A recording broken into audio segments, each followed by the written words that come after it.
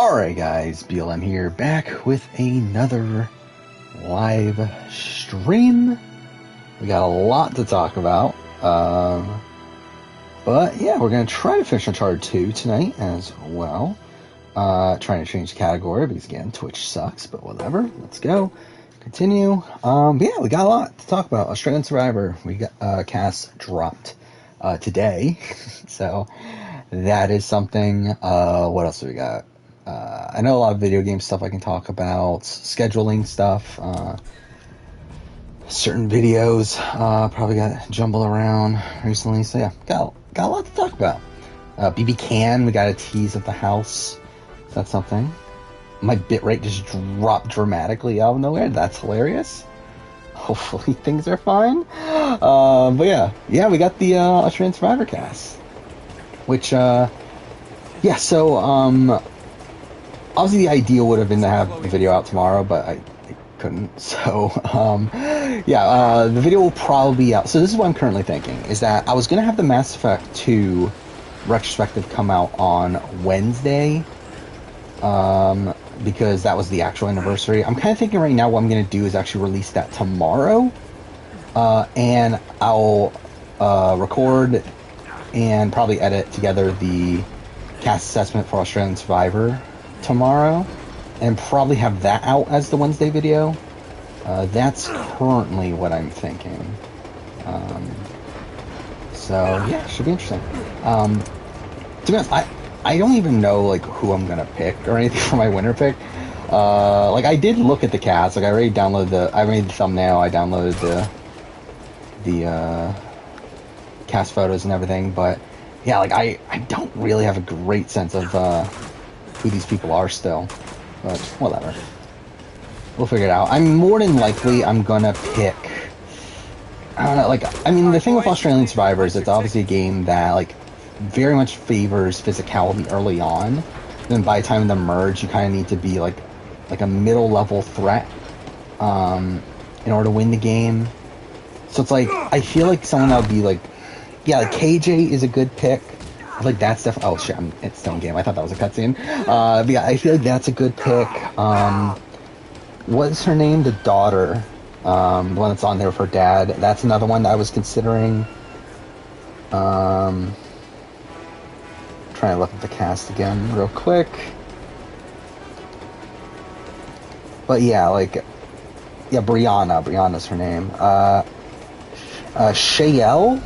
That's her name. Like, I feel like she would also be an interesting one. The problem with her, though, is that she has she's on there for, boyfriend or something, and, like, he's, like, this massive, like, Sean Hammonds-esque guy, that I feel like that's priming her up to be, like, the Rachel to the Tyson, from the original Blood vs. Water, so, like, that's kind of, holding me back from her. Amy, maybe Amy. I could see Amy being like a younger version of like a Pia. But I'm probably leaning. I think Brianna or KJ is probably where I'm leaning. But yeah, I'll figure it out. Brianna gives you Major Daisy vibes. I can see that too. I believe Brianna is one of the people that, like, know is, like, a fan of the show, at least. It does seem like a decent amount of people mention that they're super fans, but then again, like, I have no faith that they actually are super fans, because it's Australian Survivor. But I think there's, like, 7 people or so that mention that they're super fans, so that's cool, at least. My higher lower on Sandra and Nina. I think my stance still stays the same with Sandra and Nina, where, like, I'm expecting Nina to be an earlier boot. Like, I think Nina feels like someone that, like, they're gonna probably target Nina as the daughter of the 2-time Survivor winner, that sort of thing, while I feel like Sandra might get a pass for her being, like, this legendary figure, where, like, they kind of have reverence for her, and because of that won't target her right away.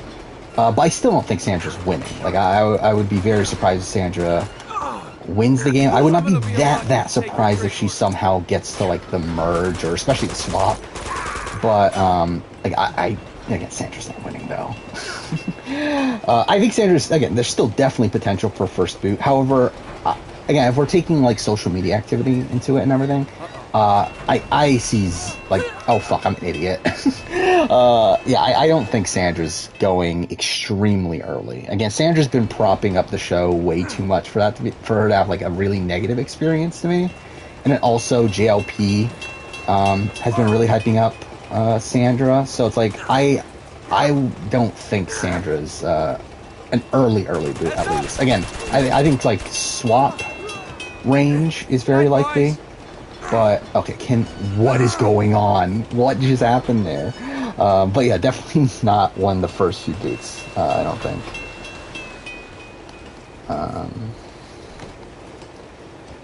Yeah, Jordy. Wait, which one is Jordy? Jordy's those are the ones that were, the promo we had about Jordy and Jesse. Yeah, like I don't feel great about either of them. I feel like they are at best like early merge boot sort of players there. Kind of like the Ars and Vetus, but like probably not as good as Ars and Vetus in terms of gameplay. Okay. I still have not paid. To be honest, I have not paid that much attention to the challenge. Oh, I did hear that. Like, I think like Paulie and Kara are pretty much all but locked for 38 at this point. But that's pretty much everything I've heard about 38. Or like even they are like kind of like hyping it up that they're going to be on. So it's like I feel pretty confident they're going to be there. Ben is giving you major Simon vibes. Like, to me, I was thinking Sean Hammonds. That's the person that came to mind right away. I don't know how strategic he's going to be, though. But, yeah, like, I think, okay. Like, that's caliber player, though. Probably someone that goes home around, like, late pre-merge, early merge. Are they making people get vaccinated? I'm not sure. I would assume we're talking about the challenge, right? For the challenge, I feel like for sure they're going to, actually.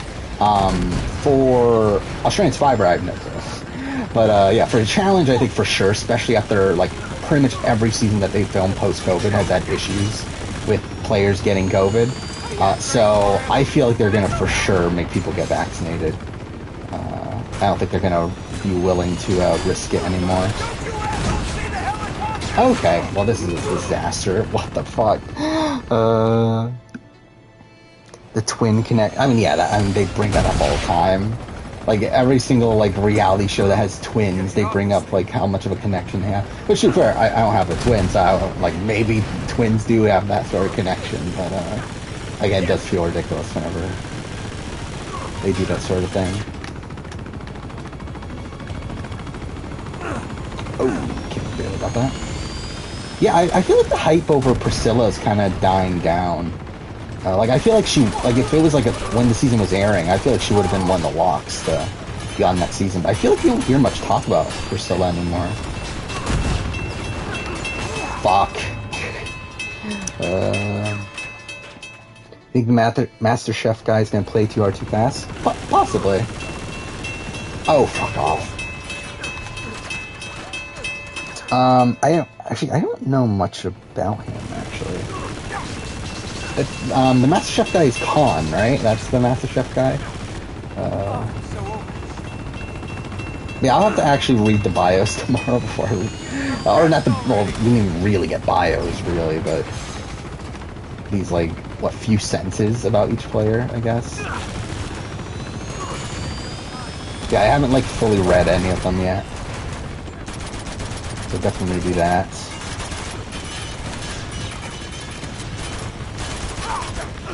Actually, Kara as an empath, I feel like that, like, was barely brought up again after, like, the first few episodes.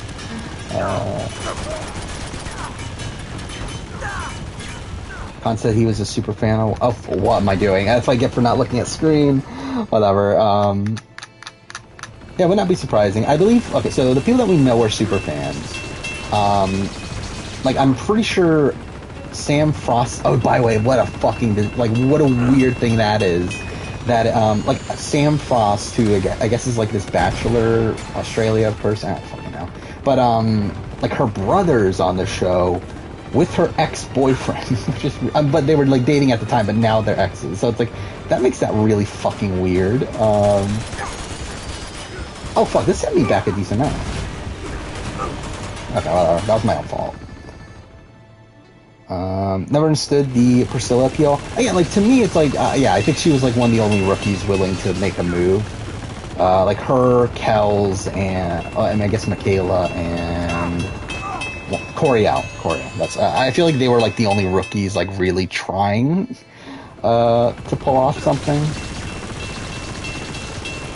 But to be fair, I don't know how much MTV loves that, considering I feel like MTV wants the vets to do well. So I don't know. But yeah, I feel like that's the main reason she stuck out to me. Yeah, Pair of In-Laws is weird. Like the Chrissy, especially like the casting of Chrissy is weird. And like initially I was gonna be like, okay, Chrissy has no shot, which I mean I still don't think Chrissy has a shot. However, I feel like they're really, really hyping her up as like this person who knows like nothing about what she's doing on the show. Which makes me think that like, are they gonna give her like like is she gonna make it far and is she gonna get like this journey edit? Because it's so weird to me how much we're getting. We got 2 promos now talking about how Chrissy doesn't know what the fuck she's doing. Either that or she's the first boot. I mean, I guess that's also a possibility that she's literally the first boot. And that's why they're like promoting her. But like, it's so weird to me that she's getting as much screen time, or as much promotion as she is. Especially when you have like I would say like outside of Sandra, she's probably the next like most promoted person here. Oh yeah. Oh yeah, I had to shoot the thing, right? No? Okay, I guess I don't have to shoot the thing. Oh yeah, Jai, you're finally here early. It just started what, like 10 minutes ago? Yeah, this is the final. This is on the tester. The best show ever made. This is the. This is how you win season 1. It's by finishing this level the quickest. I just won the tester. I did it. See, I did it in 12 minutes. Did they do it that quickly? It's so weird. Like, I want to do a retrospective of the tester. I talked about this in the past. I definitely want to do a retrospective of the tester at some point because it's such a weird reality show that, like, no one talks about anymore. And, like, to be fair, it's not like it was ever that popular. But it'll be hilarious to talk about.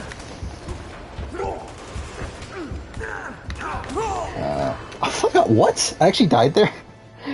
Whatever. Yeah. That's why I was talking. Like, I just saw the promo of like, could Christy be the best player the game has ever seen? It's like, what the fuck are we doing? It's like, is she like I don't get what they're doing with how much they're promoting her, which makes me think that she probably does well then. I was a big Cyrus fan back in the day. I mean, I like Nauseous as well, but yeah, I was happy with either of them winning. I think when we get to later seasons, I think we get to some people that, I mean, I guess gamers, like, whatever, like, I'm, like, kind of feel nothing about him winning or losing. And then, who's the other one? Achilles Might was season 3. Which, I wanted the other guy to win. I forgot. Reality Pales, right? Yeah, no one fucking knows what the fuck I'm talking about. I'm talking about the tester. So, again, Tester's, it's a terrible reality show, but it's also a real one that's really nostalgic to me. Okay. I mean, we're being told that we're getting super fans. I think, to me, it's a question of, like, how much of fans they really are.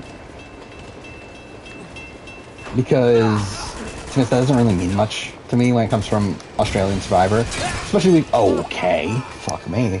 Because I feel like Australian Survivor would just consider, like, anybody a super fan, as long as they, like, are, like, a casual fan of the show. So we'll see how much of a fan they actually are.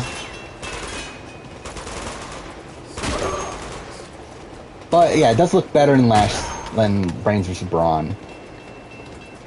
Is Jimmy Moran a legendary figure in AEW? Probably at this point.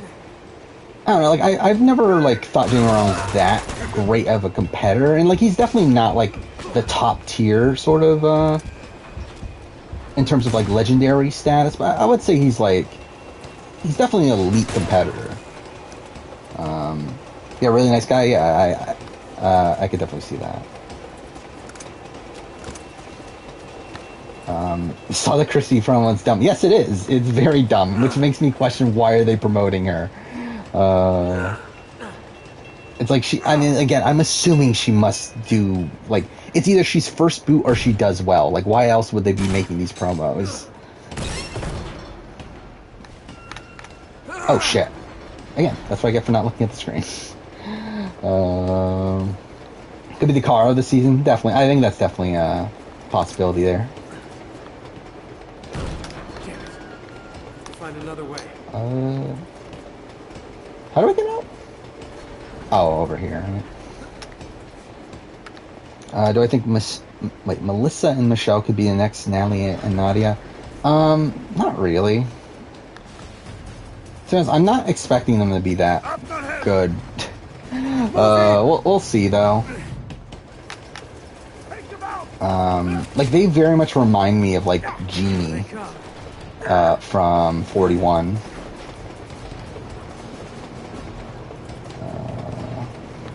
Okay, no one? Where the fuck did they go? Anyone you think will get targeted because of the partner? Nina, and then again probably like Shaynell. And then, I don't know, like Mark and Sam, I'm still a bit like unsure of how much of a target they're going to have on their backs. Oh, fuck.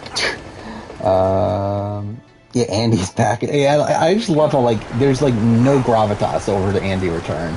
Like, they're obviously hyping up Mark and Sam, they're hyping up Sandra, but, like, no, like, they don't even give a shit about Andy.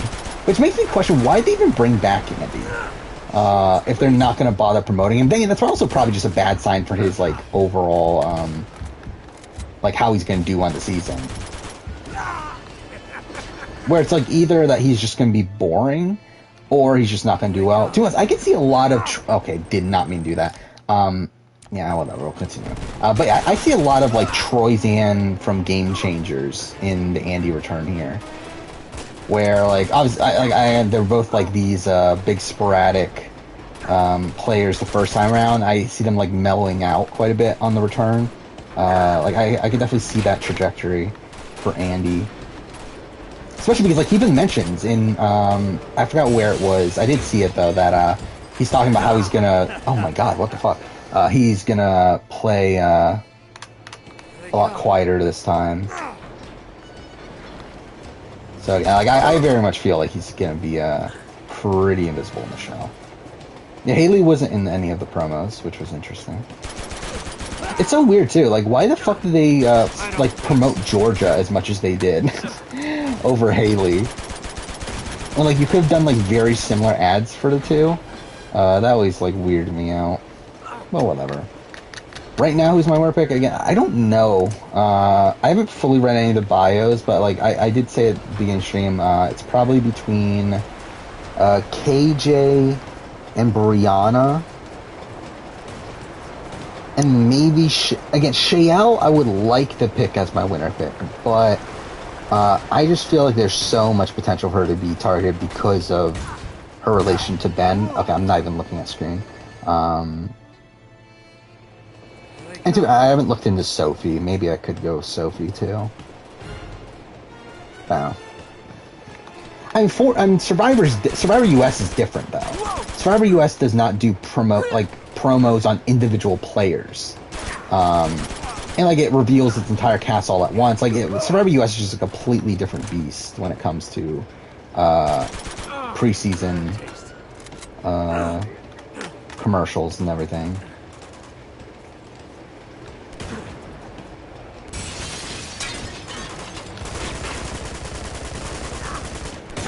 Did you get a preseason promo? I didn't even remember that if he did. Con Ollie gives you Tyson vibes?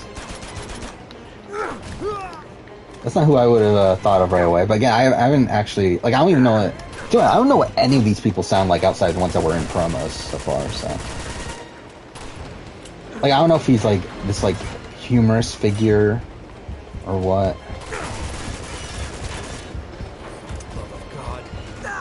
Oh, fuck. Why'd it go out of cover?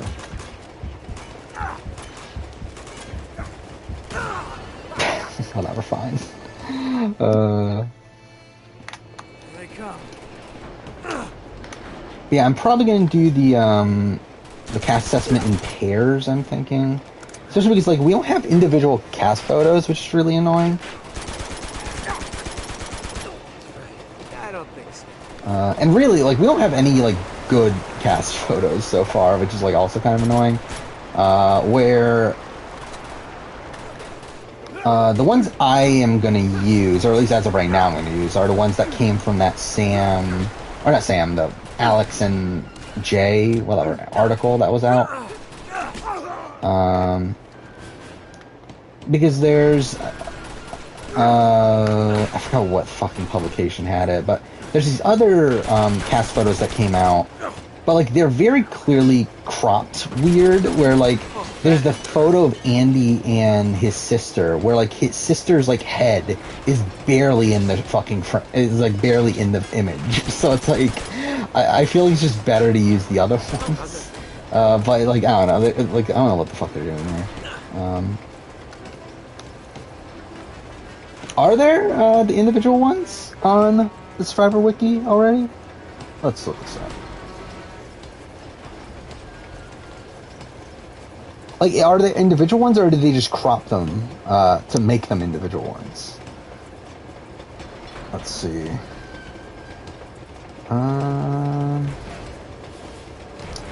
Let's see. There. But I love how, oh, by the way, the thumbnail was a pain to make, too. Because I had to crop out the logo on my own. Or not crop out, but whatever. So that took a lot of micro-analyzing. Oh, I guess they are there. Okay. Interesting. They must have come out... Okay, yeah. So, yeah, I guess we do have individual cast photos now. Okay. Yeah, we do have them. So, I don't know, I'll probably get those together tomorrow, then. Or maybe after the stream. Because those weren't out earlier today. Yeah, tribe names are blood and water. Like, whatever. Oh, it's article. It took you 71 hours to finish Lost Judgment. I think it took me like 30? I think 30. A little bit over 30? I don't remember. Something like that. I remember it took me like slightly less than what it took me to finish the original Judgment. We don't have official tribe divisions yet, but I believe in the cast photo you can see who has what buff. And I haven't taken the time to analyze it because I don't really care that much. But yeah, I'm pretty sure like if you really cared, you could find it.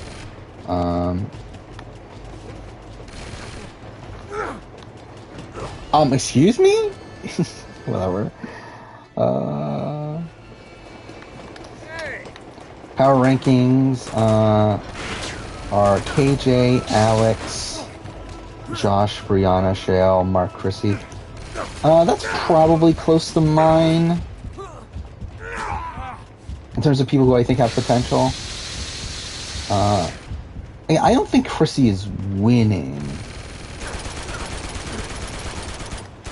Wait, isn't there a lock that I'm supposed to shoot? Yeah, there we go. Oh, I'll go shoot the other one too. There we go.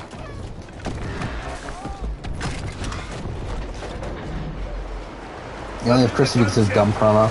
Yeah, but like, yeah, I don't think that's like winner upside. I think that's more so like longevity and probably like big edit upside.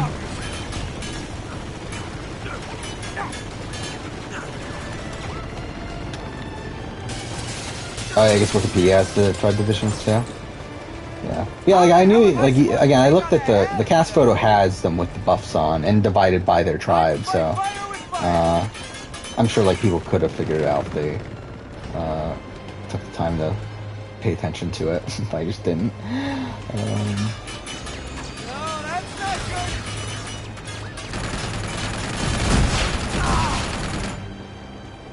Actually, how should I structure the cast assessment? Now I'm thinking about it.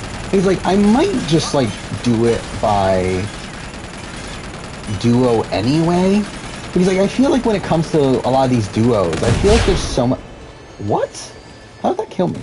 Anyway, I think when it comes to talking about these duos, like there's so much to talk about like as pairs, especially when you get like Sandra and Nina and again Ben and Chanel and like some of these other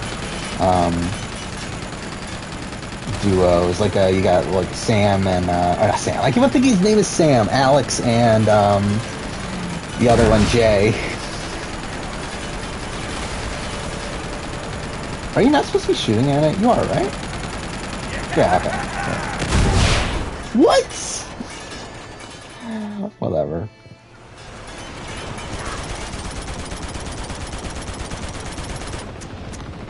Alright.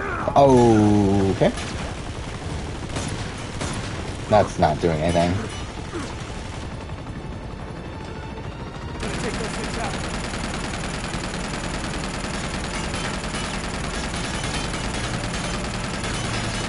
Oh yeah, shoot the missiles. Okay, yeah.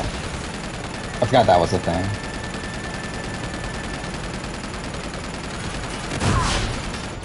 Did they not shoot them? Okay, whatever. It's fine. Good enough.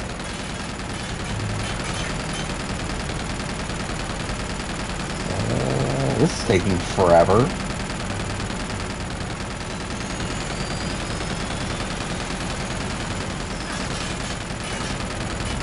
I just want to finish. Okay, there we go. Got it. Do a Cuphead boss ranking. I've never played Cuphead, and to be honest, don't think I would like it that much. Based on my taste in gaming. By the way, that's something I haven't talked about. So since the last time I streamed, I did start playing a couple games and drop both of them. But I did try to play Deathloop, which I'm actually out of ammo. Which, like, I like in concepts, but I just hate the actual game, I guess. Like, I mean, I like the concept of how the game is structured, but I just don't find that structure, like, fun to play. So yeah, like, I dropped that after, like, 4 hours or whatever. And then after I tried to play Returnal, which I'm just like, I couldn't give a shit enough to play Returnal. Which I already knew I wouldn't coming into it, but still, it's like, only played an hour of it, I'm like, I'm not fucking finishing this game. God damn it. Am I going to play Inscription? As of right now, no, but I would like to, like, in an ideal world. I do hear very good things about it. It does look really interesting. No, I'm not a rogue-like fan.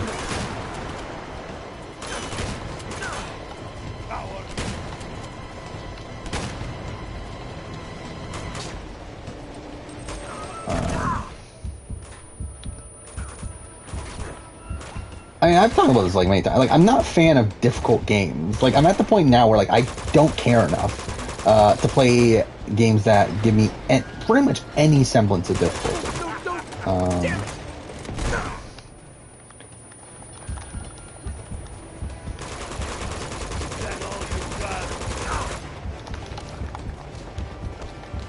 And especially like with, I think the issue with time loop games in general is that you are doing the exact same thing over and over again. And like I did play the Forgotten City, which is a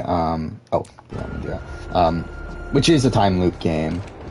But I feel like with it being like a more narrative based game, it's like an adventure game. I feel like that felt like more playable to me than something like Deathloop or Returnal, where you're doing the exact same thing over and over again, but like is also like I guess with like Returnal, it's like it's weird because like the levels change every single time, but that also makes it even more annoying to me. And then with Deathloop, You all right? it's like it's more so like it's inconvenient to play. Like if you die at during any of the objectives, then you essentially have to redo the entire day, the day's worth of objectives, and also you have to like do a lot of like inconvenient things with the menuing and everything. Like you have to wait like a good like probably like a few minutes to get back to where you were because you have to go through the menus and change the day and everything. It's like it's just annoying. Like I just don't like doing it. I got around halfway through the game. Like I played a decent amount of Deathloop, but I just did not like. It just got to the point where I was just annoyed. It's like whatever. I'm gonna drop it. Yeah, Forgotten City's short enough to where it doesn't matter too. I'm too fair. Actually, Forgotten City is actually like as of right now. I've actually played more Forgotten City than any other game this year, with the exception of Horizon Zero Dawn, which is funny. So like I played more. Like it took me longer to finish Forgotten City than it took for me to finish Resident Evil Village, and for me to finish Ratchet and Clank Rift Apart, and like some of these other games. So it's like I find it humorous that I've actually played more. It took me longer to finish Forgotten City than those games.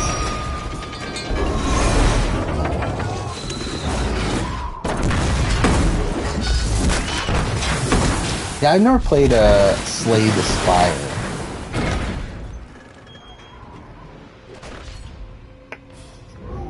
Alright, time to do this thing again. I watched the first 10 Best Picture winners so far. Mutiny on the Bounty's your favorite? Yeah, I watched that a while back. I remember it being fine for it being like a really old... Like, it's like 1930 something, right?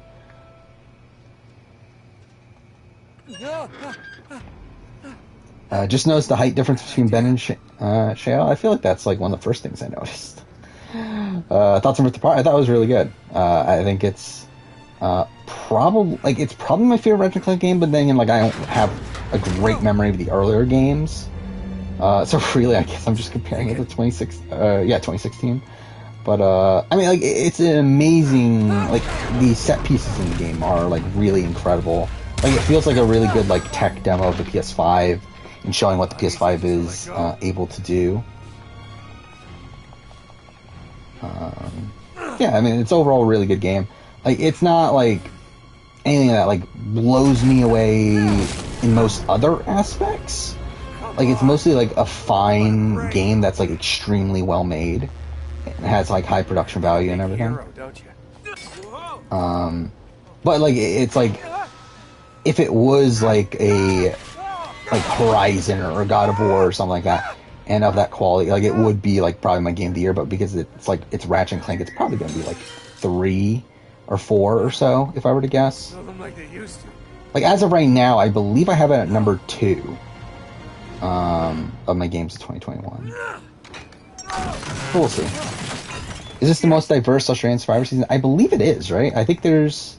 I forget, is it 9 people of color out of 24? Which, I mean, I guess is good. I guess it's like almost half, kind of. So it's like, I mean, it's better than before. It's 10? Okay, something like that. So, I mean, yeah, I think it's probably easily the most diverse Australian Survivor cast. So that's something. Do I think we might get a Rivet and Kit game? I don't think we'll get an individual game with them, but I think we might have a game similar to this where it's like Ratchet and Clank, but then we're also playing as Rivet and Kit along the way.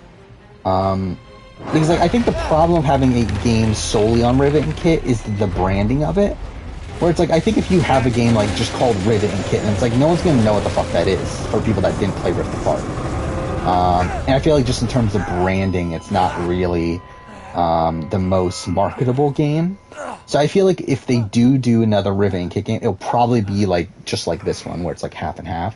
Which I was surprised at how much you get to play as Rivet, where I felt like you play as Rivet more than you play as Ratchet, which did surprise me.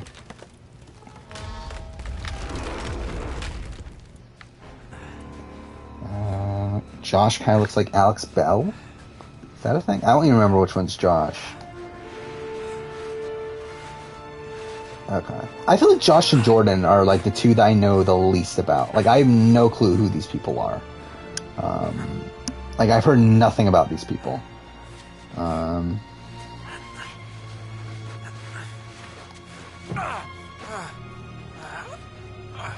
Yeah, looking at it now, I'm definitely gonna get the cast photos for the assessment. I don't know. It's like kind of annoying because, like, do I just show both images at once? Because again, I do feel like I'm going to talk about them in pairs, but also like I don't have. I don't know. Whatever. I'll figure it out later. Oh yeah. The article about Celebrity Big Brother. I have not seen it. Again, I don't really believe anything that's out there right now. Oh, this is the fake thing. Yeah. Like this is fake. This has been out there for like a week or so. Again, I don't believe this list at all.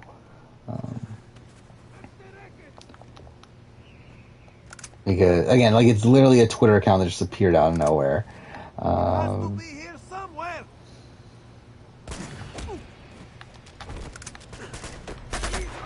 Fuck.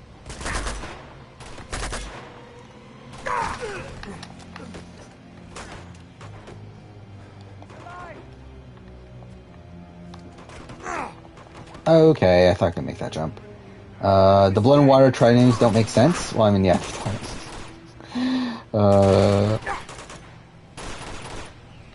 Even if it was like, it doesn't make sense in general. Like the entire title of Blood versus Water doesn't really make sense. So it's like having the tribes actually name Blood and Water makes no fucking sense either.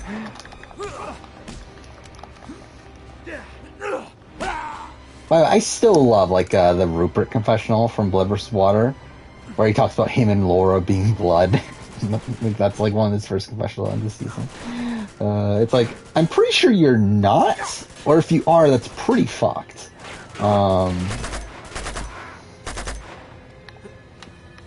Is Blood and Water worse than Fire? I think it's worse because production actually named the tribes Blood and Water. Like with the Fire tribe, that was the cast that chose to name the tribe. So like at least it's like somewhat better because like at least like production wasn't dumb enough to name it that. But like here we're literally having production naming the tribes Blood and Water. So to me that is worse. What are they even gonna call them, merge tribe name? I mean like, again, like they leave it up to the players, right? So I guess we'll see.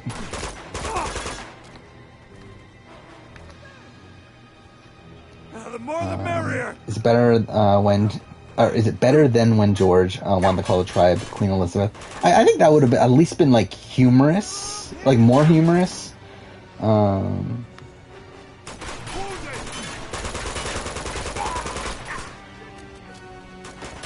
Than Fire Tribe. Or like Fire Tribe is just like outright dumb. At least Queen Elizabeth Tribe is like ridiculous to the point where it's dumb. Where like Fire Tribe isn't even ridiculous. It's just straight up fucking dumb.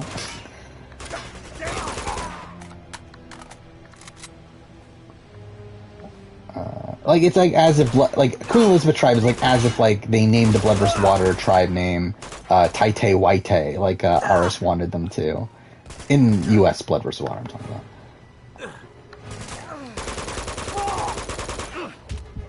Shit.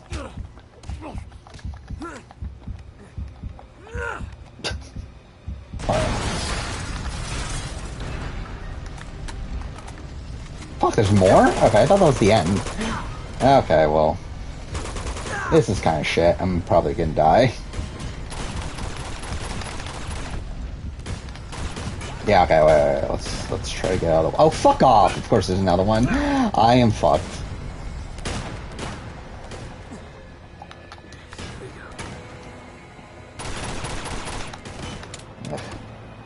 It's funny seeing Croc's name being written as Croc. Oh, is it like Crocker? Yeah, I didn't think of that. Yeah, I find that weird too when there's some, I forgot some videos I worked on recently where like I've put like the like nickname and their last name, and then like it just feels weird because their nickname is based on their last name. So it just like looks ridiculous. I forgot who it was, but like I do know in some videos that are coming up, I do have that situation come up. Oh yeah, Chappie's was one of them. I do remember now. Yeah, Chappie's was one of them. Yeah, Chappie's Chapman. I feel like there's another one, but I don't fully remember who it was anymore.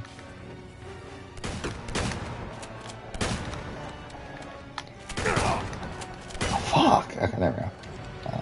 By the way, since the last stream, I did also schedule the next batch of videos, which the majority of which I can't really even do now. That's something that's been weird, is that, like, so, like, on Wednesday, I finally got caught up and finished every video I had started up until that point. And that, like, for the first time since, like, April of last year. But, like, now I'm kind of at the point where, like, I can't really start a lot of the videos that I want to do for the next batch. So it's like, I don't know, I'm kind of left, like, what am I supposed to do? Am I supposed to actually, like, live my life? Like, what is that? Like, I'm just so used to having, like, a video that I can work on. It's like, and to be fair, there are still videos I can work on, but still, it's like, it's weird that there's nothing, or there's not much to really do right now. Because, like, there's a lot of Survivor videos I want to do that I can't really do until after 42. Or at least until the start of 42. And then... And there's some Big Brother videos I did do a little bit of work on. A couple top 10s I'm going to do. Either before 40, or before 24, or probably early into the season. And I did write my Uncharted 1 retrospective, which won't come out until the end of the year. But again, decided to just do it now since I just replayed it. Which ended up being longer than I thought it would be. Again, considering how small of a game Uncharted 1 is, like, the script is, like, only like a few hundred words less than my Uncharted 4 retrospective, which is ridiculous, but whatever. It feels weird that the last name alphabetically is Sophie. Yeah, it's kind of weird. I remember there's like some casts that have like that sort of like weird thing where there's like a massive gap in between. Wasn't there a recent cast?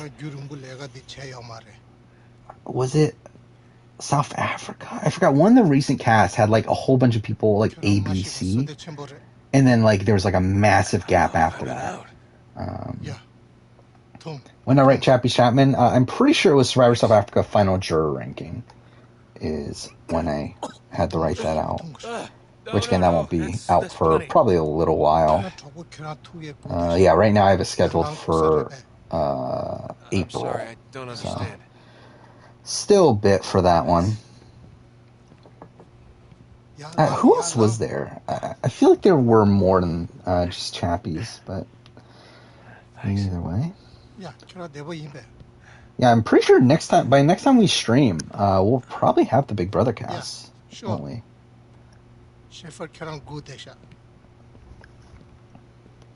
Oh, happy birthday, It's Me Raccoon. JT Thomas count? Not really, because you're not like, it's not like you're writing out. Again, like for me, the weird thing is like when you're writing out the name, and it's the first name is like part of the last name. Like when it comes to like initials, it's not really the same thing because you're not saying like J. Thomas or something like that. So yeah, I feel like that's like kind of different. That's like I just realized that's like 43 minutes to do your train section. Does anyone speak English? In the intro? Oh, whatever. As Boss Rob on Celebrity Big Brother? I don't think so, if I were to guess, but I would still like it. Nice boots. But again, we'll have to see. Yeah, I'm assuming we're going to get the cast on Wednesday. That is my prediction, because that's like a week before the premiere, and like that's just in general like typically when I believe we got it for Celebrity BB2 was like exactly a week before, and also Wednesday is typically the day that they drop. CBS likes to drop stuff like that, so. I think it'll be on Wednesday, but we'll see. And if it is on Wednesday, I'm kind of debating on what to do with the schedule. Where, like, I had the Celebrity Big Brother 3 cast assessment scheduled as an extra video on Monday. But if the cast comes out on, like, Wednesday, I'll more than likely release the cast assessment on Saturday.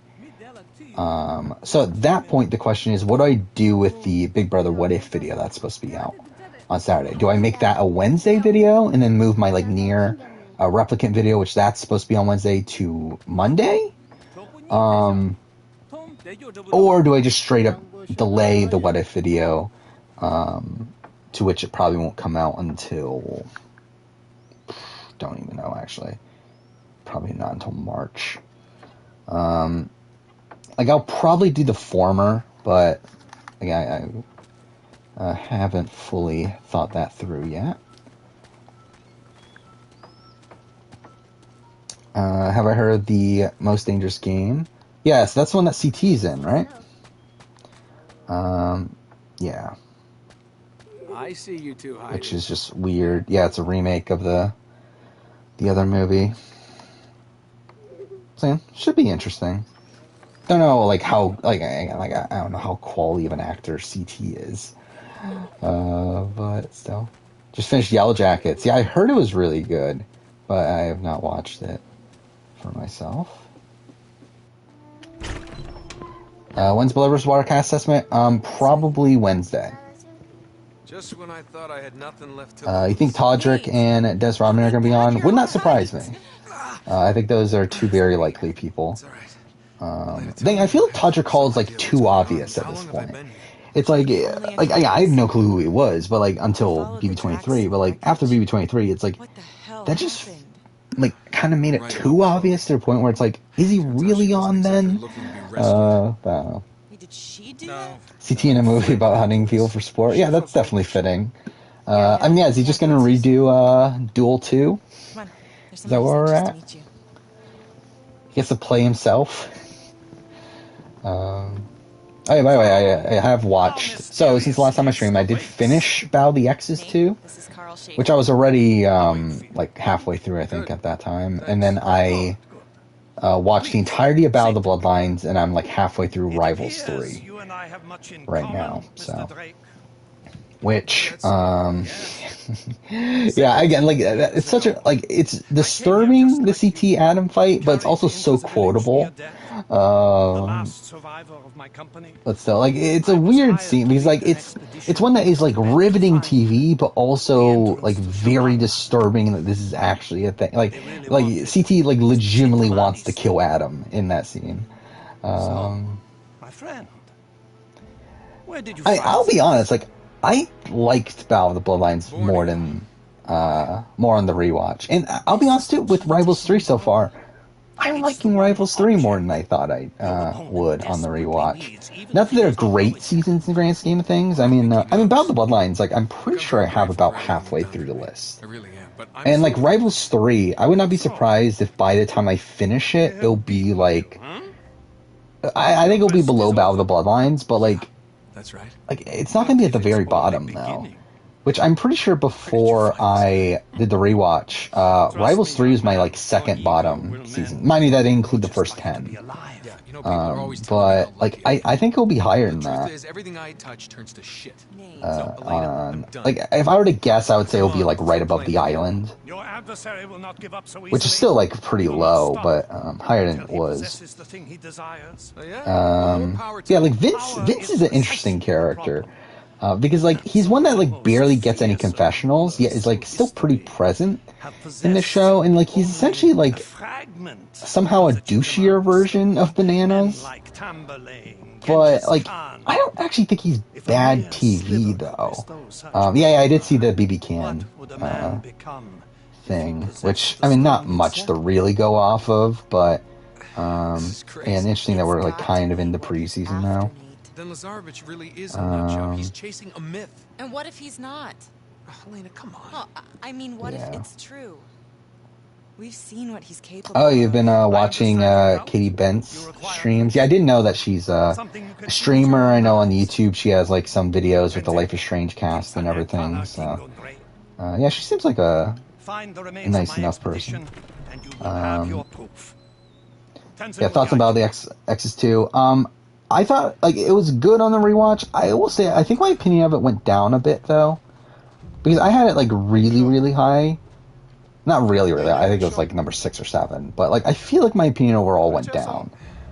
It's still But I good. regret this. I still think it's better than Battle of the Exes 1 to me. But because like it is a very like it's definitely a more strategy heavy season. Don't suppose you speak any Like English, do you, through pal? Sarah like kind of playing both sides. You have Wes kind of like dominating a lot of the game. Like you do have a lot more strategy involved. But it's also like not the most interesting season like the entire way through. I hate the looks Exile exciting. twist. I mean it's like Battle of the Exile. It's essentially What's it Redemption say? Island. But also them coming back at the final five or final four technically. Not Which so good with yeah, charades, pal. not my favorite thing in the world. Wait. Tenzin! I mean, like I would say Battle of the Blinds is probably like a mid-tier season, and then Battle of the X's is probably like a bottom top tier.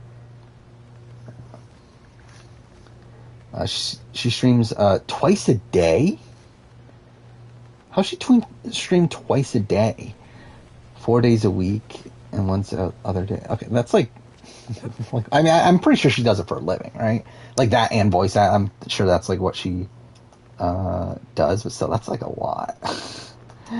Let's look this up for Twitch. Why is my Twitch not on dark mode? It's like deeply disturbing me. There we go. The broadcaster has intended that this channel is intended for mature audiences. She only has 21,000 followers. I thought she would have had more. She played Life is Strange True Colors recently. Like, just 3 days ago. Like, how many times is she playing Life is Strange True Colors? I'm pretty sure she played it when it came out. Whatever.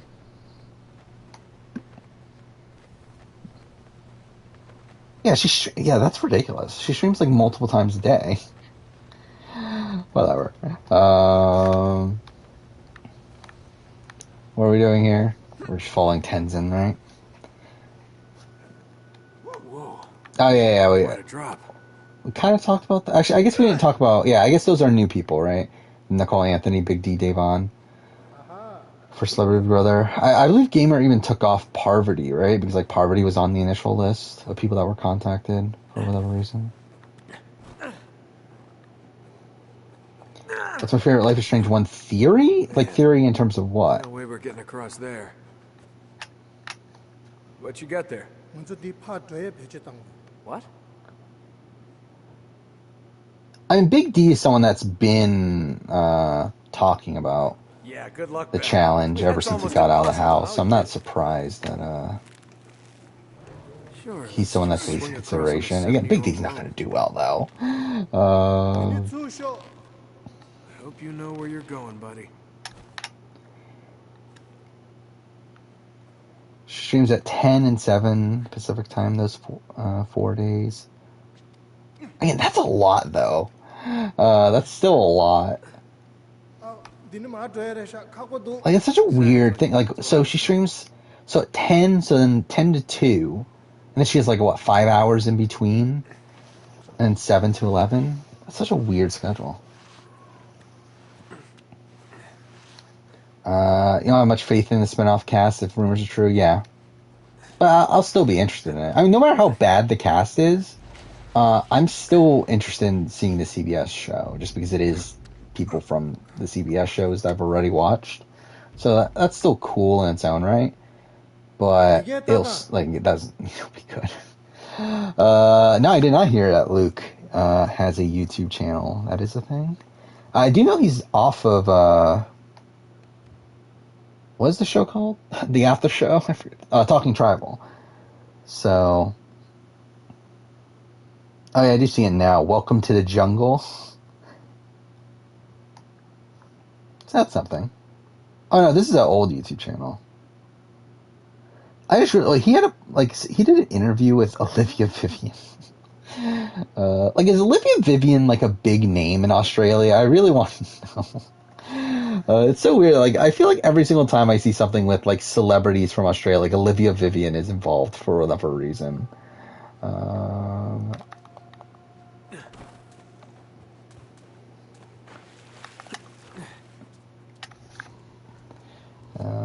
Okay, here. There's the channel. We're on the right track. I've actually never watched Talking Tribal. This can't be I really... Oh, it is also called Welcome to the Jungle? Okay. But yeah, it looks like it's more Survivor-based. He did a video, so I can't believe what Lex said about Australian Survivor. He actually cares about what Lex... Like, does he even know who Lex is? Like, because he didn't watch Survivor before he went on the show. So it's like, how the fuck does he know who Lex is? And how is it a 41-minute video? Oh, he actually interviewed Lex. Okay, I guess that makes more sense. Yeah, I know Olivia Vivian's on Australian Ninja Warrior, but like, I just find it weird that like that she's on like almost every celebrity, and I know she was a gymnast before that too, right? Like an Olympic gymnast or something. But still, it's like she kind of like it does feel random that she's on. Like she was on Celebrity Apprentice with David from Australian Survivor, which was random. What's the big hurry? Hello?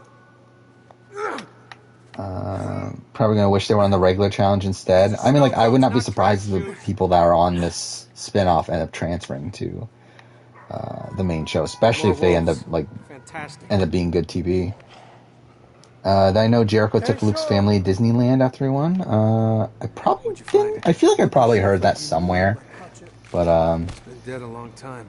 Yeah, I don't fully remember. Lex says in an interview that he prefers Australian Survivor over Survivor US. I wouldn't be surprised that Lex has that opinion, considering I feel like Lex is one of these people that always complains about how easy Survivor US is nowadays. And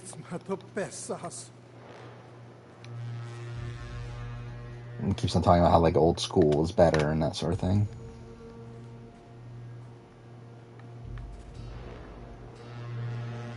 Part of the contract is that spinoff people can't be on the main show. That's fucking dumb if that's the case. I feel like there's no way that's actually part of their contract. Especially when it's like MTV is making the show. Like, that makes no sense that that's part of their contract. For like the people on the spinoff to not be able to go on the main show. Considering it's the same network. I think it would make more sense if the people on the spinoff can't go on other shows. But for them to not be able to go on the main show is just ridiculous. Where am I going? It's not there. Here? That's it. Come on. Oh, okay. All right, I'll give you a boost. What? What? Yeah. Yeah. I mean, I would like. I've thought about this before. Like, I don't mind Josh and Fessy on the challenge. Casey and Kyle, yeah. Well, I mean, like, Kyle's like even Kyle's fine, but like Casey, like I'll be fine if I never see Casey on reality TV ever again. But like, I think Fessy does like. I think Fessy is good TV on the challenge, and I think Josh is also like good at TV. Like, again, like obviously people get annoyed by Josh, but I think Josh brings good TV to the show, though.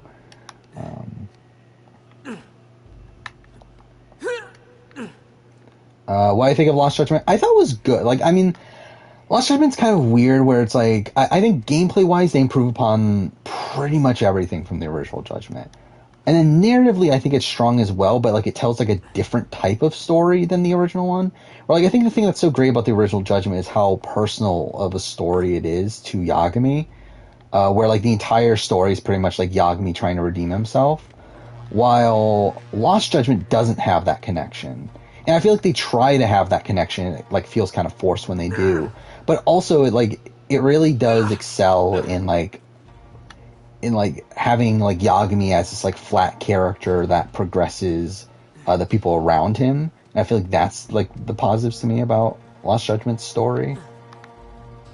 Or like this entire theme about like how he inspires people to do what's right and like all that stuff is like good. Come on, I'll catch you. But I do think it's like missing like the personal touch, but it's overall still really good. There you go. You owe me one, pal. You'll be okay seeing Casey back if it's the best of the best season. I'm still good. I'll be fine without her. Yeah, I did hear about Blood vs. Wild. Supposedly the conditions were really tough, which I don't care. like, to me, it's like, I would rather conditions be, like, the easiest they've ever been than be, like, brutally difficult. Because I think all that does is harm the overall gameplay.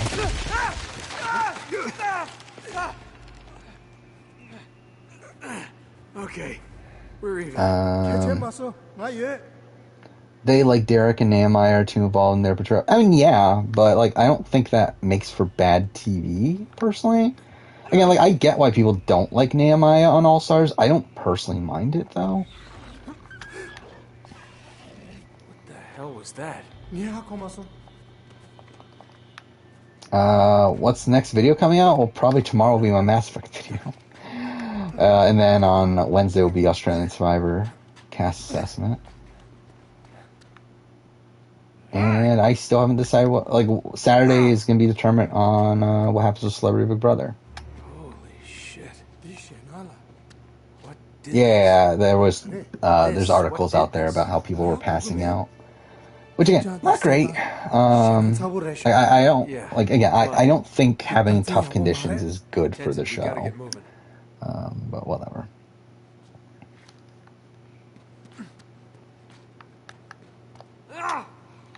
Apparently this was a good day for sports ball. Again, don't care personally. Oh, fuck off. That's what I get for looking at the screen again.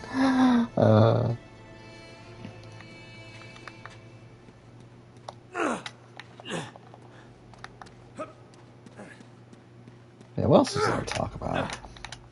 Do I think Sandra's gonna have a deep run? I don't know, like, what do you consider deep? I think early merge, I can see that. I don't think she's winning, though. What was that? For sure. I think, like, the latest I can see her making is probably, like, final, like, 7-ish range. All right, just stay here. But, like, I feel like by the end game, like, she's just such, like, kind of a big threat, but also one that's, like, so easy to take out because she's never going to win any competitions. That's, like, I can't imagine her actually reaching at the end game. Yeah, I did get Garrus and Tali together in my Mass Effect 3 playthrough, which I didn't even know that was a thing, actually. I'd never done that before. So, that was cool. They had a promo of JLP driving out of... Is that a thing? I didn't see that. Like, I assume they filmed that during Brains vs. Brawn? With the intention of, like, having it here for... Okay, that was just me being dumb. But that's just still weird.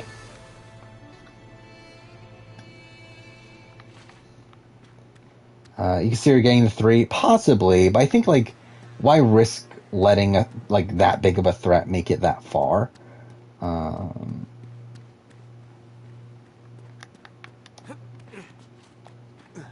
But, yeah, I mean, like, it's not out of the realm of possibility. I don't think she's going to make it to the very end. Always romance Tali? I've never romanced Tali, actually. I mean, I've always looked at Tali as, like, a little sister figure. Mind you, I always, like, play a... Actually, can you romance... I don't think you can romance Tali as female, as femshep, right? But either way, it's like, yeah, I've always looked at her as, like, a little sister figure, so, like, I've never really, taken the time to romance Tali. I've always done Miranda, or... I mean, Ashley. Or Liara. Okay, I thought I died there. And then the one femshep playthrough I did a while back, I think did I go Garrus? Pretty sure I went Garrus. Let's hope this is loaded. You romance no one in the third game?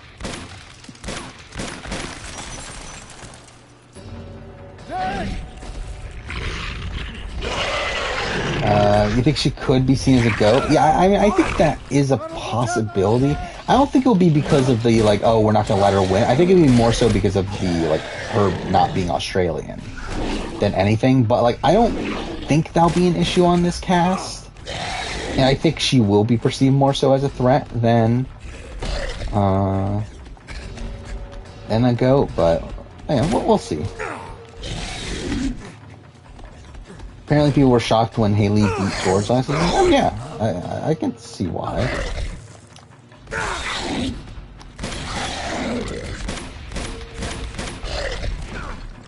Okay. Yeah, I feel like from an okay, what the fuck? Like, I feel like from, like, an Edgic standpoint, again, I always felt like Haley was gonna win, but, I can definitely see why, like, casuals would think that, like, George was gonna win, though. Why won't you die? Oh, okay, what the fuck? Accidentally romance Ashley in Mass Effect 1. I was a big Ashley fan when I was a kid. That did not age well on my replay, but, particularly in Mass Effect 1. I just completely forgot about this, like, Ashley being a xenophobe, storyline. That I just, like, found hilarious on the replay. He's like, I just had no memory of it. And dude, part of that's because, like, I don't play Mass Effect, like, I've only played Mass Effect 1, I don't remember if it's once or twice before the Legendary Edition, but, like, very few times. Like, many times when I played the trilogy, like, I started with 2, because, like, I just did not like Mass Effect 1. Yeah, this fight seemed scary in 2009, yeah.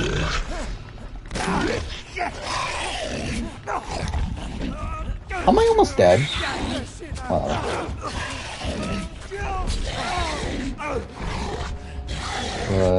Yeah, I mean, like, nowadays, like, if I were to replay Trilogy again, like, I would for sure romance Liara from beginning to end. While as a kid, like, I romanced, like, Ashley and Miranda most of the time. The hell was that thing? George said he wanted to be the Bachelor. Yeah, I can see that. Why not?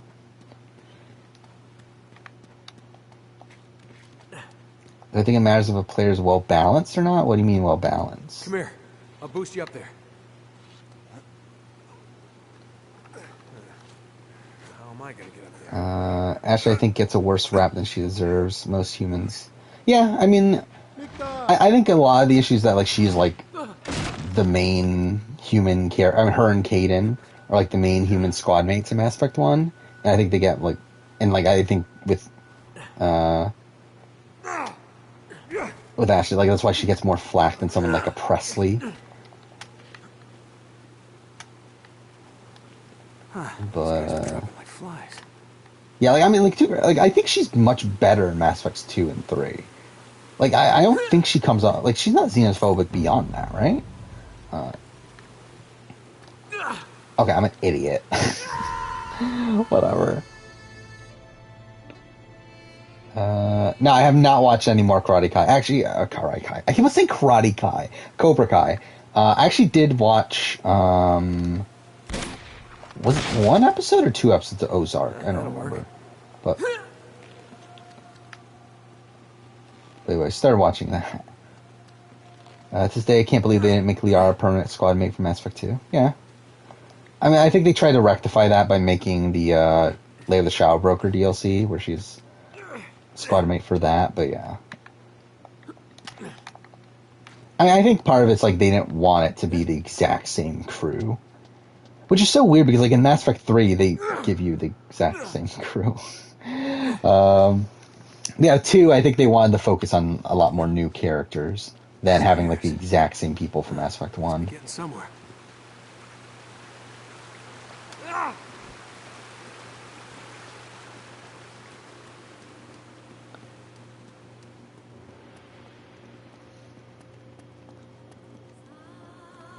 Like how it's trying. Well, I mean, you mean well-rounded in terms of, like, physical and, like, that sort of thing. Yeah, like, to me, that doesn't matter, but that doesn't mean that, like, it doesn't matter in the grand scheme of things. Again, like, I don't really put any weight into physicality in Survivor. But obviously people do, so it's something you have to factor in. The best show on Netflix is Arcane? Yeah, I'm sure it is. Easy for you to say. She's fucking annoying in Mass Effect 2. Oh, she's kind of like, she's barely there, right? Like, she's literally in one scene, right? I mean, yeah, like Liara in Mass Effect 1 is like very generic and like being, I mean, like it's really weird. Like her portrayal in Mass Effect 1 to 3 is like so radically different, and obviously part of that is like her development as a character, and especially like through the later the Shop Broker DLC, like her character progresses there. But it's like it's really weird, like how like different of a character she is between 1 and 3. Oh, that's not what I'm supposed to do. Whatever. Focusing all on new characters just to have none of them Mass Effect 3. Yeah. Again, that's the thing I find so jarring about Mass Effect 3 is like how much Mass Effect 2 is about. Because like Mass Effect 2 plot-wise, like almost nothing happens in Mass Effect 2. Like so much of the actual plot of Mass Effect 2 is irrelevant to the series. Yet, it's like it's such a character-focused game. Yet, like very few of those characters actually end up mattering in Mass Effect 3. Oh, excuse me, why didn't you jump to the side? Whatever. So that's like something I always felt really jarring. It's like how plot heavy Mass Effects 1 and 3 are.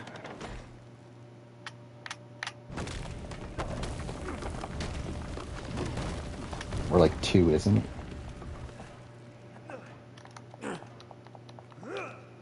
And then like 3 is also weird because like most of the crew are just people that were in Mass Effect 1, which is like it's cool, but also like again, it was something I found underwhelming, and I talk about this in my retrospective whenever it comes out, but it's something I definitely found underwhelming when I first played the game, considering like again my first real experience with Mass Effect was Mass Effect 2, because I did not like Mass Effect 1, but I loved Mass Effect 2 because you were like getting to meet all these like interesting characters from all these different backgrounds.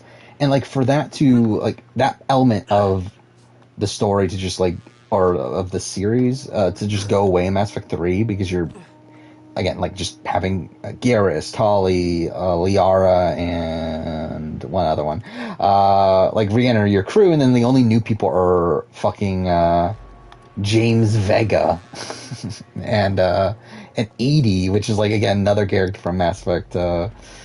It's like it's just underwhelming to me. But oh. Like it's underwhelming as like a continuation of 2, but like it's still like strong in its own right. Like I still like I still really do like Mass Effect 3. But am I gonna watch Invincible season 2? I haven't finished watching Invincible episode 2, let alone season 2. Top 10 females for Challenger: Laurel, Emily, Cara, Sarah, Camilla, Evelyn, Jody, Rachel, Ashley, Paula. I feel like that's probably where I'm at too. I mean, like I think Ashley would be a question mark. And to us, even Paula might be a question mark, but I feel like the other 8 are pretty locked in for me. I mean, even like Rachel's kind of like borderline. But to us, like, I don't know who would replace them, so, like, that probably is pretty close to what my list would be as well. Where am I going?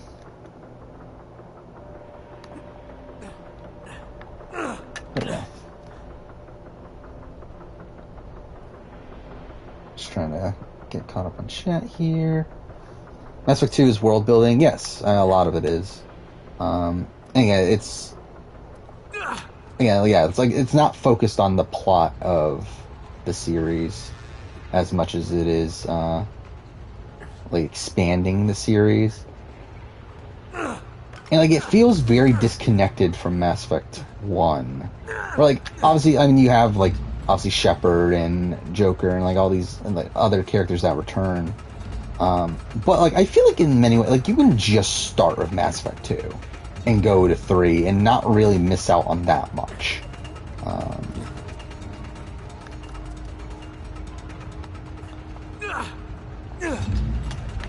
Like it kind of feels like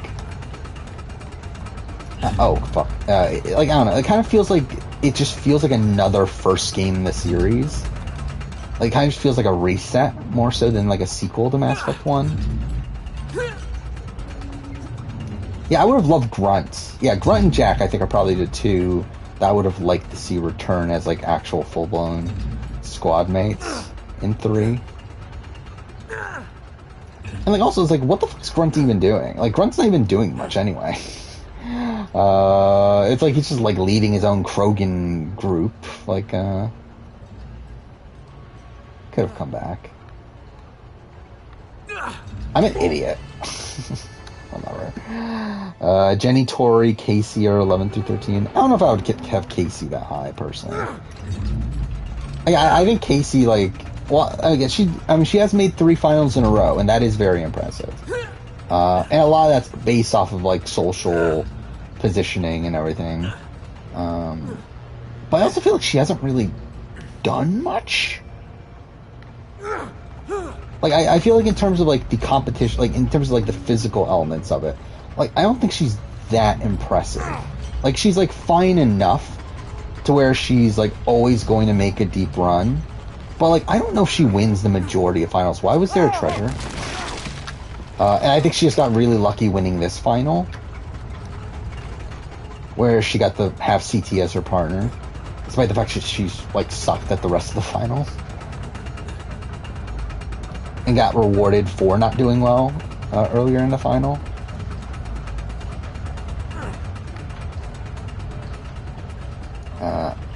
Edie and Javik are... I never loved Evie, personally. Or Edie. But yeah, and even Javik. Like, Javik's good. But he's also, like...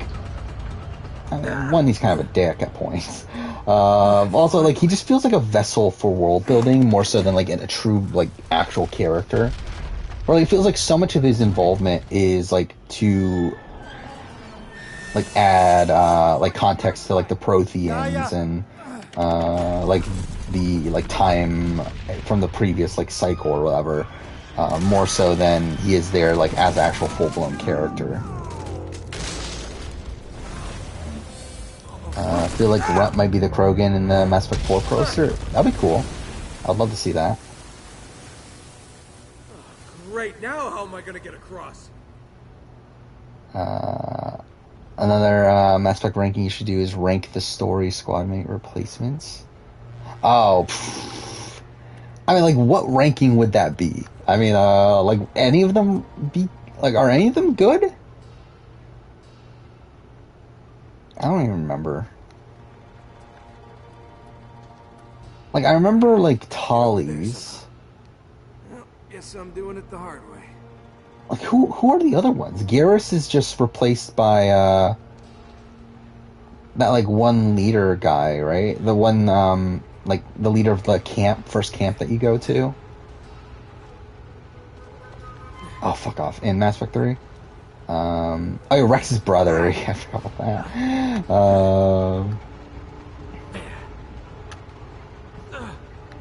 Yeah, I just feel like it'd be a ridiculous video.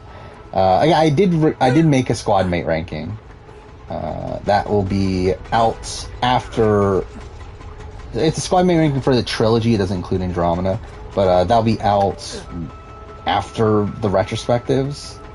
Don't have like a solid date for it yet because like there's a lot of things like jumbling around just because I don't know exactly when certain shows are ending and that sort of thing. But it'll probably be somewhere in like the April time because like Mass Effect 3 retrospective is early March. Mass Effect Andromeda is late March.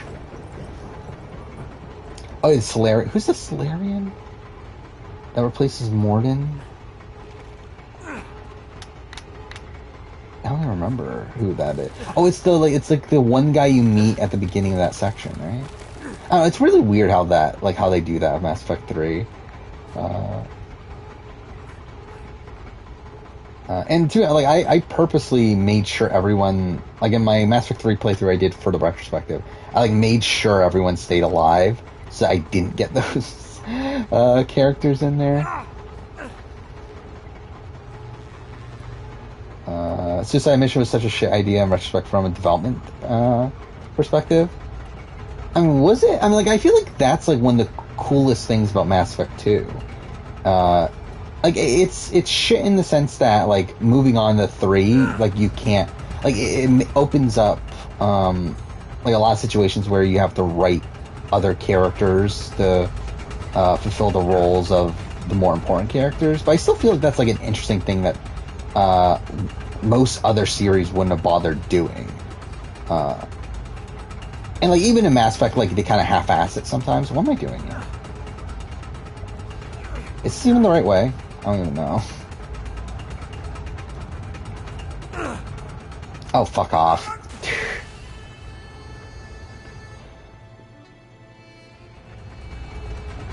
Like, I mean, like, Rex in Mass Effect 2, like, the reason why he has, like, such a small role there is obviously because he can die in 1. And it feels like they did that because, like, they just didn't want to bother trying to write Rex in there. There we go. Oh yeah, I mean, like, from my understanding, like, Mass Effect 3 was a complete clusterfuck development-wise. And they had, like, a lot of issues with pretty much everything. Mass Effect 3 was. But again, like, considering how many issues they had, like, I still think the game comes out, like, pretty incredible. And, like, while, like, obviously people complain about the ending and everything, it's like, I still think based on, like, all the things that they had to do within the course of that game, I think it's pretty insane that it ends up being as good as it is. Good reflexes. If Life is Strange got a direct sequel, it would be cool if they went the Mass Effect route. I mean, I feel like they would have to, right? Like, because, like, they would have to, well, I don't know, like, would they just pick a canon ending for Life is Strange 1? And then continue off of that? Or would they, like, literally have to pretty much write two... But then again, like, I feel like they're not going to. They're not going to write, like, two separate stories and stuff like that. I mean, I guess they kind of did for Wavelengths, but, like, not really, because, like, it's barely an issue.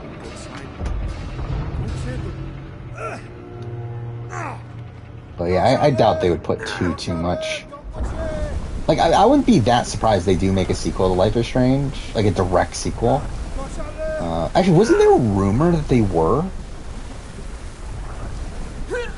Yeah, Saving the Town to me is the better ending. But like, wasn't there? I forgot, but there was a rumor, right? Back when Life is, like when True Colors, like I'm pretty sure the person that leaked True Colors, also leaked that there is like a Max and Chloe game in development. But then again, like I don't know, they could have like misunderstood, and it could have just been the remaster. This must be them. For all we know, but it would be interesting if there is an actual sequel.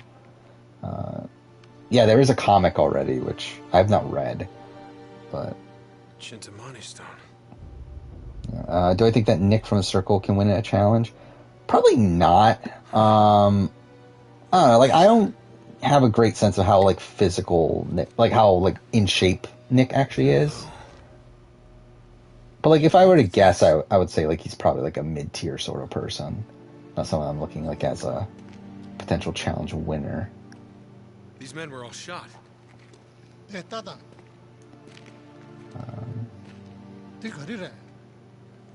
the Irman Sul. It's how selfish would Max have to be sacrificed the entire town? I mean, yeah, that's the thing. Again, to me, it's like if she doesn't, if she ends up saving Chloe, that kind of like ruins her entire arc over the course of the story to me.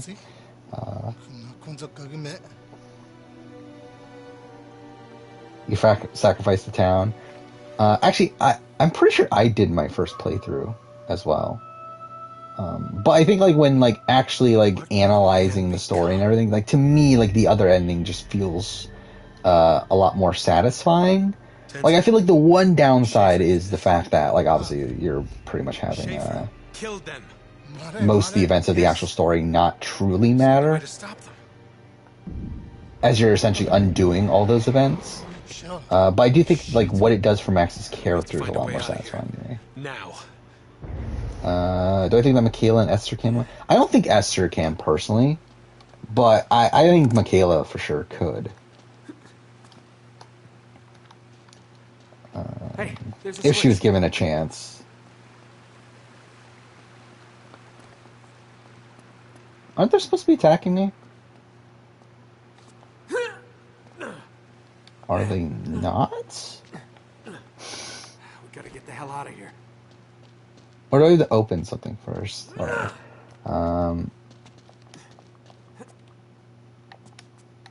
You can make that choice every time in the sequels? Yeah, because what matters in what Life is Strange 2 and then Wavelengths, right?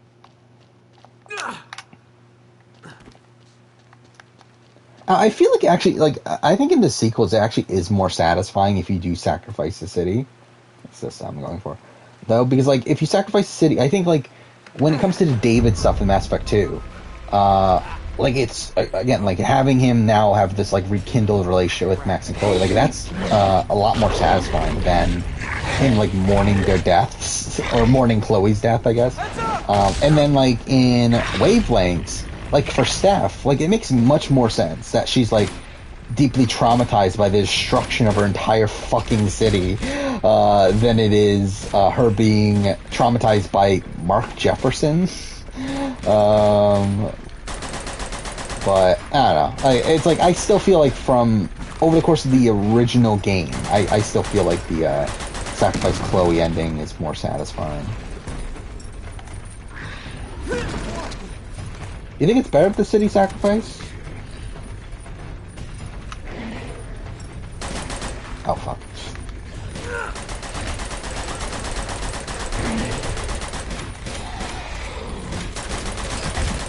Actually, I don't know. Maybe it does play into... Actually, I don't know. I haven't really played 2 in a while. Oh, fuck off. What? How'd I die? Whatever. Yeah, like, I mean, for Steph, for sure. I think for Steph, for sure, it makes more sense to me. For the town being destroyed to be the better story for her. God damn it. The elevator's down! Jump for it! I'm an idiot. I was about to jump there and I was gonna miss. There we go. Still know how you feel about Life is Strange 2? Yeah, I mean, like, I'm very mixed on Life is Strange 2. Where, like, I think there's elements of it that are good, but I'm mostly negative on it, though. Like, to me, I just don't like the character. Like, I don't like the characters of Sean, Sean and Daniel, as much as, like, obviously Alex Chen and then Max and Chloe. Oh, fuck. And I just feel like narratively, it just feels like an outlier to the rest of the series. I don't think it's necessarily a bad story in it, like, as an individual, like, story. But, like, again, like, when Life is Strange 1 and True Colors, like, feel, like, very similar, like, kind of thematically, like, it just feels weird when you have when you have Life is Strange 2 that, like, it's just all over the place with it being, like, all this, like, this road trip and, like, all this other stuff. Like, it just feels a lot more, like, unfocused than 1 and True Colors, which both have this, like, central, like, mystery that the plot is revolved around. Schaefer's got her. Yeah, no mystery element. I also feel like the superpowers and stuff are less important in Life is Strange 2, especially when it's like it's your brother that has it, not the actual playable character. I think Kel's, Amber, and Michaela will be on next season. I think Amber will be. I think Michaela has a very good chance. I think Kel's is probably the least likely of the 3, but I would still like to see it. How did I miss that? When do I think we'll get Celebrity Bro 3? I would suspect Wednesday. That's what my guess would be. Considering that's typically, like, CBS likes to release their stuff on Wednesdays.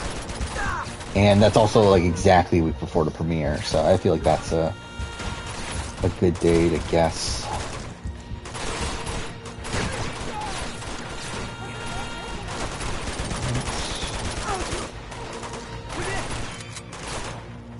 getting through this quicker than I probably expected to. So again, I'm hoping we can finish this tonight. Because I want to try to get to playing the Legacy of Thieves collection within the week of it coming out.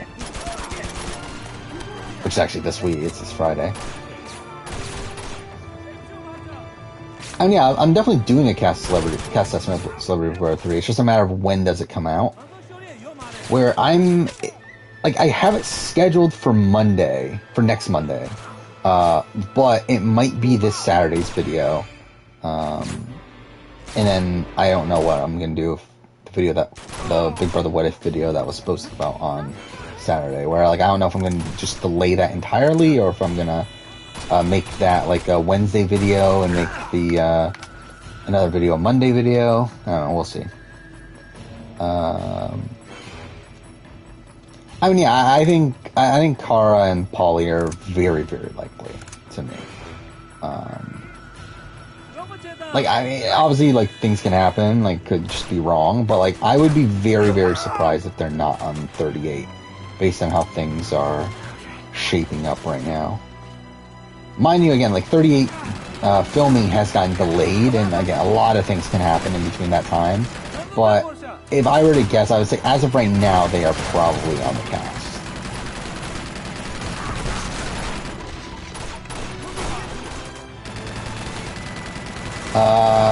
What is the Big Brother What If video? What is it? What if final HOHs? No, what if final jurors won final HOH? Something like that. One of those.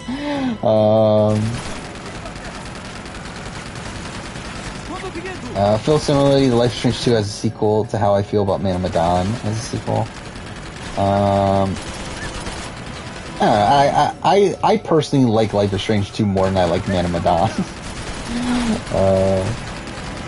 Or Medan, I think it's technically how it's pronounced, right? But either way.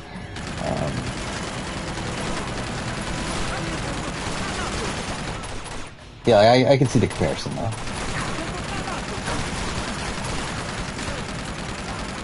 Why did filming get delayed? I believe COVID, right? Yeah, and also I think they're probably focusing on the CBS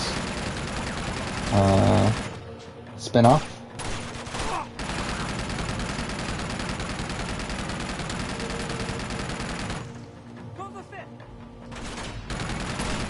Fuck. I don't know, hopefully it's them trying to get their act straight in terms of, like, getting their COVID shit sorted out, because they're, again, like, every season they filmed since COVID started has had some sort of COVID issue.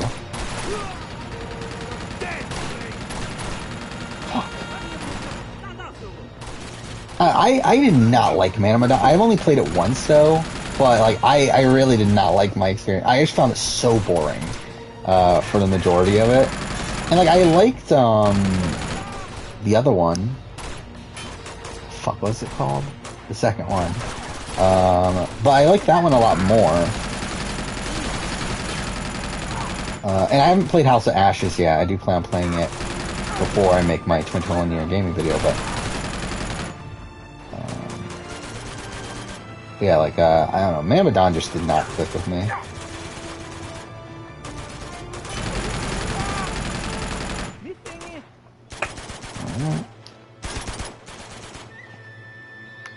What's happening with the spinoff? I mean, like, I don't know, it hasn't filmed yet, right? So it's like, if they're like, I'm assuming they're gonna film it relatively soon. And that's probably, like, taking the precedent over, the, main show right now.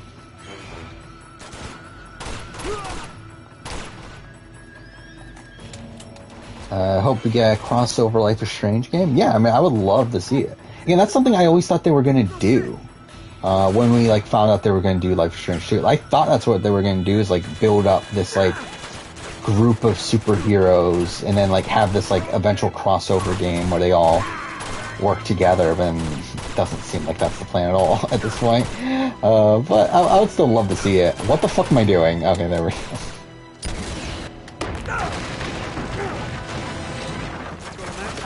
Yeah. I'm sure by the time All-Stars 3 finishes, the season will be filmed.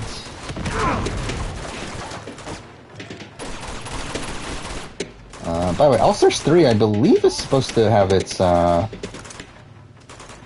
preseason stuff starting soon, too, right? Like, within the next few weeks.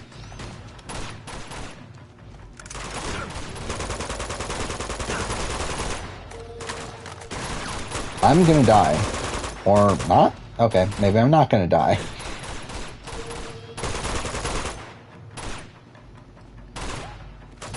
Oh, is he dead? No, he's not. There we go. I think someone said a trailer is on Monday or Wednesday. Oh, is that soon? Okay, I thought it was a bit later than that. But, it'll be interesting. I'm really excited for All-Stars 3. I mean, All-Stars 3, again, really feels like what the series has been leading up to.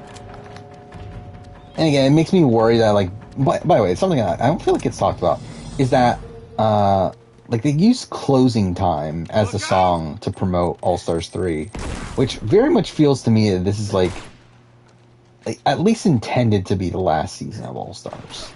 And, like, obviously now we know that, like, supposedly they're, like, debating over whether or not to do Season 4, and it's not confirmed yet. But it's like, I feel like the intention with Season 3 was for sure that it was going to be it.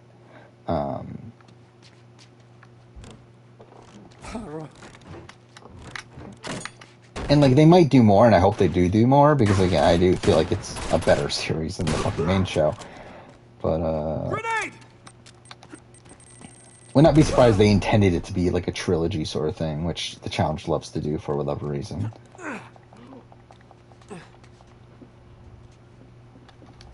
Why is it so quiet? Why did the music just stop playing? Whatever. Yeah, I hope they don't get hung up on the trilogy stuff, but I could definitely see them doing it, though. Has there ever been... They've never done anything in more than 3s, right? Because, like, even Rivals, they've never done a Rivals 4, despite them having, like, Vendettas and Final Reckoning, which are essentially rival seasons. And obviously, it's, like, the Revenge Trilogy. But, like, they've never really done things in more than 3s. Like, obviously, the Champs vs. series is 3 seasons. So, I just think for some reason they just love to do trilogies. Okay, well, that's fine.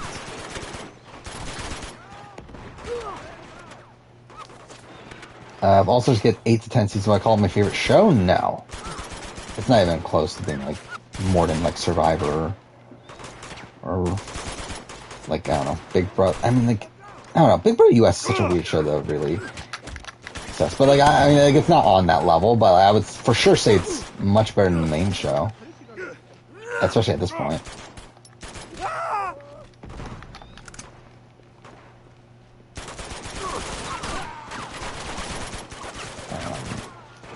Yeah, as much as I do like the challenge, I don't think the challenge is ever gonna be better than Survivor for me.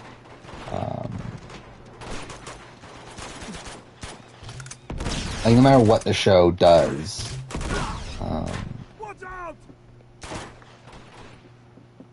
like, to me, like, a full-blown, like, social strategy game is much more interesting than, like, a much more competition-based show.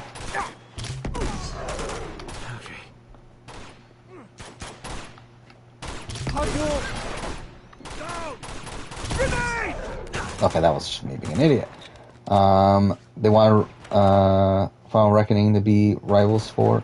I mean, it essentially is Rivals 4, though. Like, it's still Rivals 4.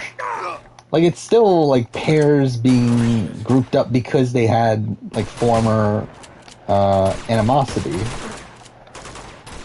Like, it's essentially Rivals 4. Meatloaf passed away? Was Meatloaf... I don't even remember if Meatloaf was even alive. Oh, he did die. I didn't even hear of that. Died a few days ago. Huh. I guess he's not being on a Celebrity Big Brother. I mean, that was a pretty dark joke to make, like, immediately afterwards, but either way. Oh, fuck, I thought I could do that. I thought I could do, like, a takedown from there. Okay, well that's some bullshit.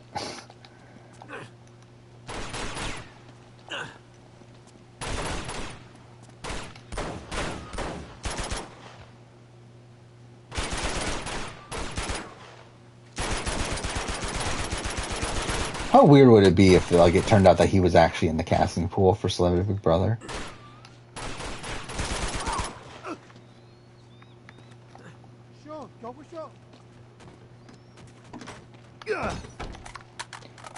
This section of the game is pretty boring. Like this entire like village ambush thing.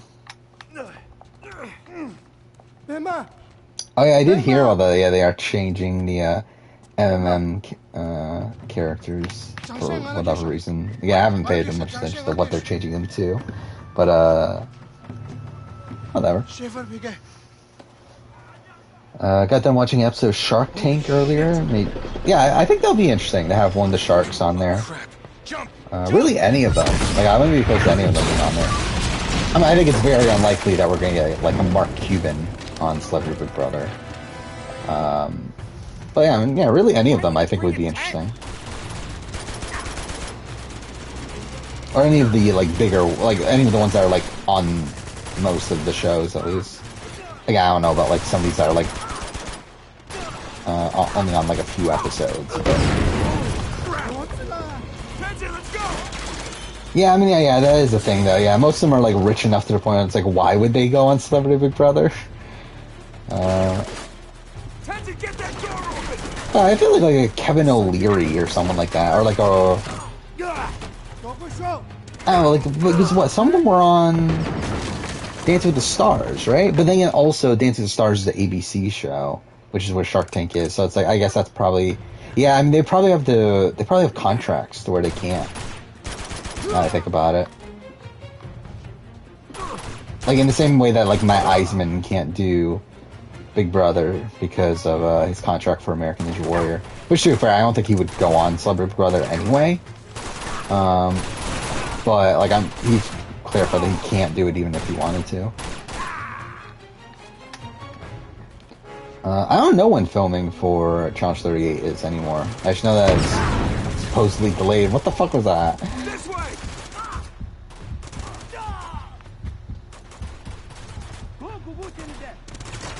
Oh, when were they supposed to film? I believe, well, initially it was January, and then it got delayed to March.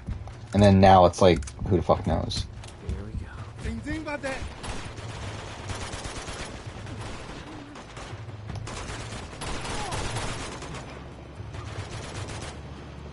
I've never watched Bar Rescue.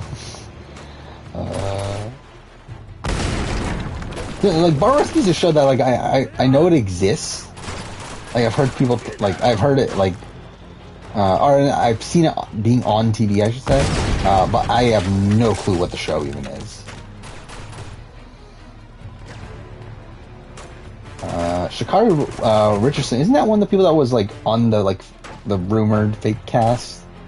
I'll be honest, I don't know who she is, though. Who is this? Track and field. Oh, is she the one that got DQ'd or whatever? Or wait, let's pause. Positive. Okay, yeah. Yeah, I mean, that would be interesting. She's really young. She's 21.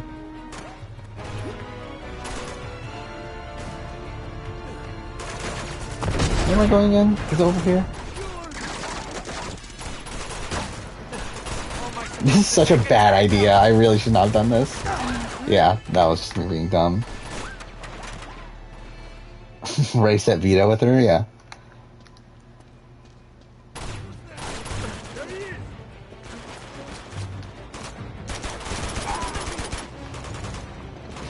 It's Kitchen Nightmares with bars. I mean, I think you're assuming that I've watched Kitchen Nightmares, but by the title, I would assume I know what type of show it is.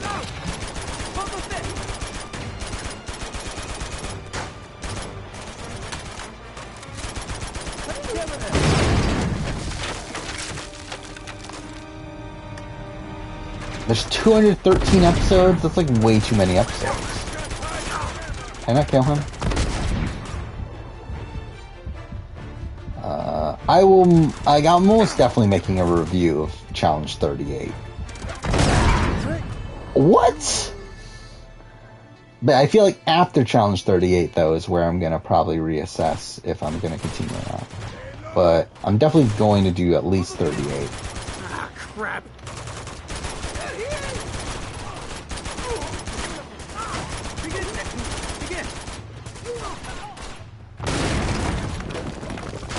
I mean, yeah, I'm like, to me, like, it would be interesting if that was the real cast. I'll be honest, I don't know the majority of those people. But like, it would be interesting to see, though. But yeah, I mean, I'm pretty sure it's fake, though. Actually, I want to look it up again.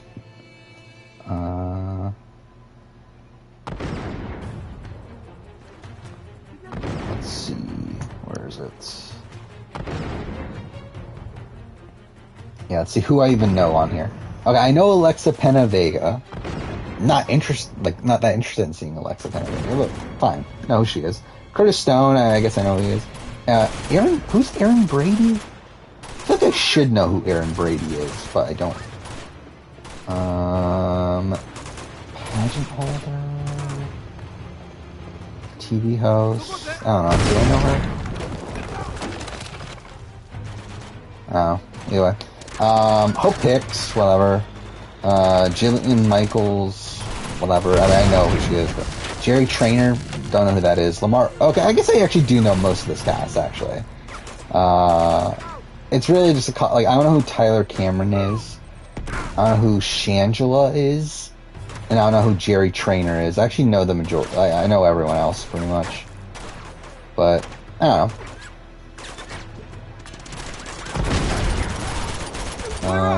It would be interesting if that is the real cast, but I don't think it will be.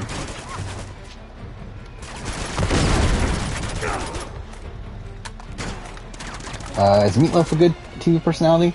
I remembered him being interesting on Celebrity Apprentice. Mind you, I feel like a lot of that came from like just how much he hated Gary Busey. Because I'll be honest, like, outside of that, I don't remember him that much.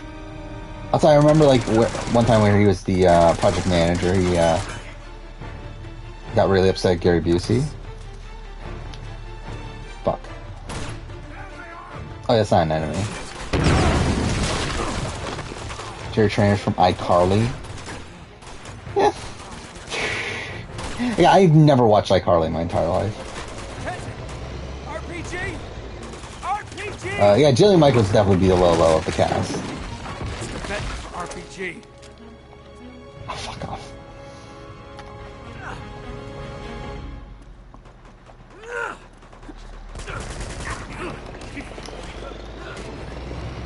Yeah, I never ended up watching Biggest Loser. Actually, it'll be interesting to watch the season that Richard Hatch was on. And do a review of that at some point. Shocked that Gary Busey hasn't done Celebrity Big Brother. I believe he's talked about how he doesn't want to. But also, I feel like it would be interesting from a character standpoint, but like I don't think it would go well. Like, I feel like Gary Busey is like locked in first boot on like a real social strategy game. Like, I feel like he has like no real shot there. You finished your Star Wars and Planet of the Apes rankings. That was pretty quick. I'm gonna die. How is this guy not shooting me? He's like right in front of me. Whatever. Please don't kill me. Please don't kill me.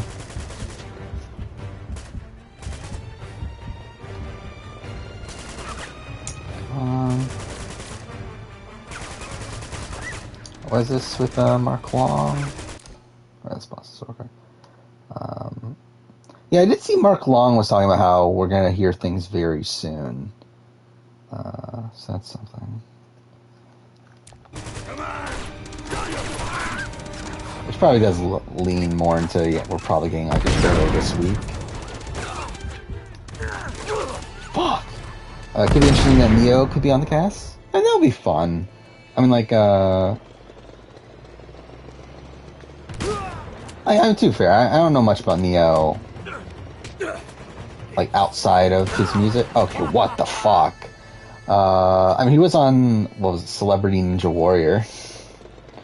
And he actually, like, did, like, okay. Like, obviously it's Celebrity Ninja Warrior, so, like, they make the course a lot easier. But, like, I believe he, like, did all but one obstacle. So it's like, I mean, he did pretty well on that. Do I think it means we're getting All-Stars 4? Not necessarily. But, again, like, I think at the end of the day, it's like, I think it's probably likely we're getting All-Stars 4. Or at least something similar to it.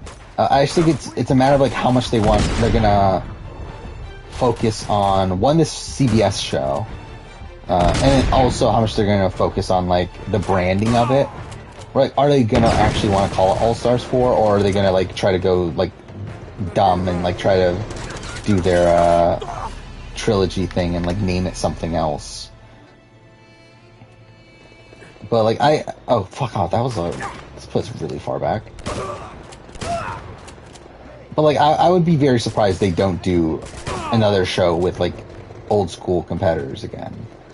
Like, that just would feel weird after how much of a success All-Stars seem to be.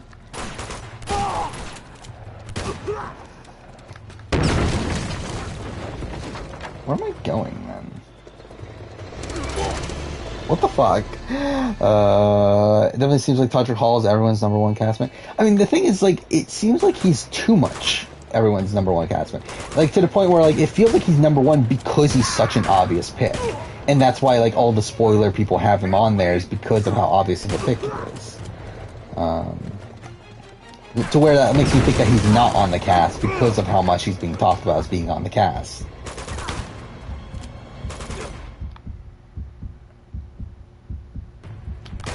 Oh, fuck off! I really missed that.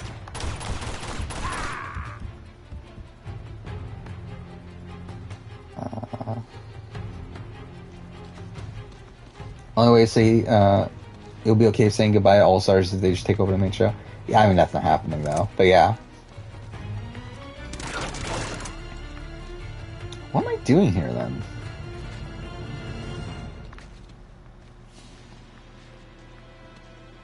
Oh, back here. I'm a fucking idiot.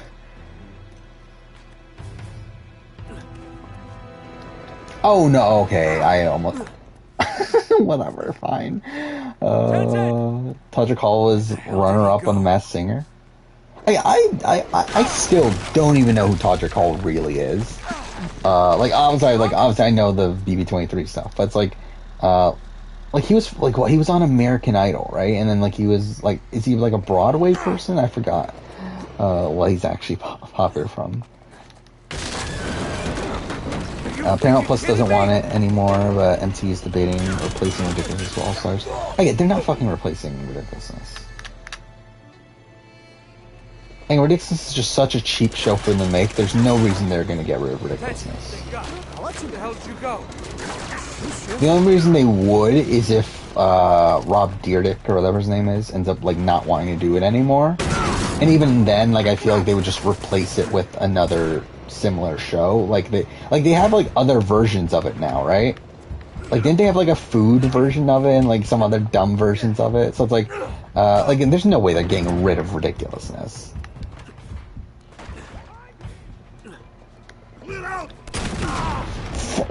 Okay, well, that's dumb. Excuse me? Okay, fine. Where's the tank?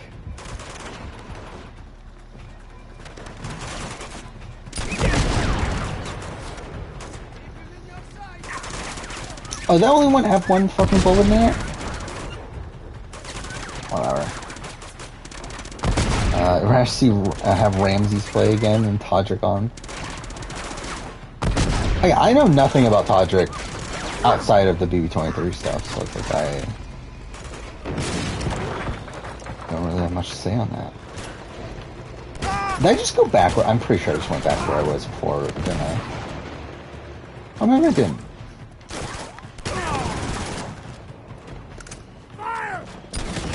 Oh, what the fuck?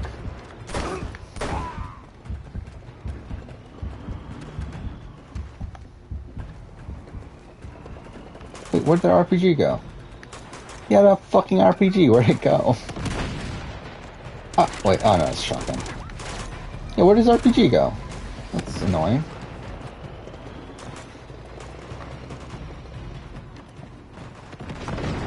Oh, is he a YouTuber? This is what I needed.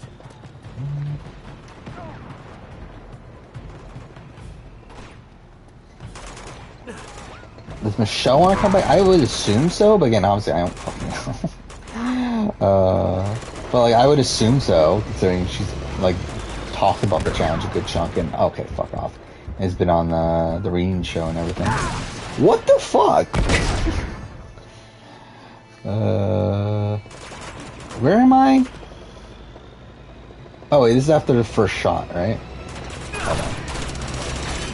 Imagine Big D but skinny and from California. So, not good? Could still be interesting TV though, still. For like a shorter season.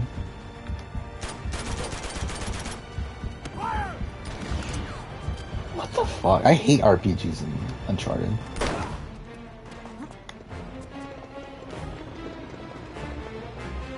Well, I'm sure not good as a person, but I'm saying like in terms of good TV. Again, where did the RPG go?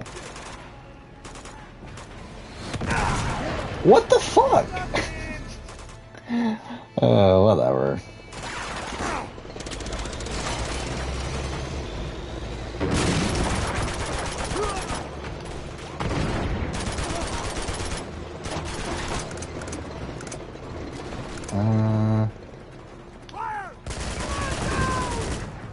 Yeah, you're not a big Pauly confessional fan?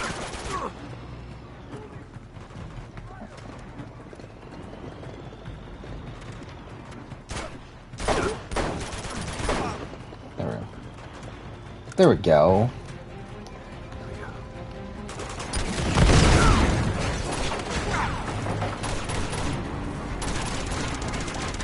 Alright, I have to go to cross, right? Oh, fuck. I know.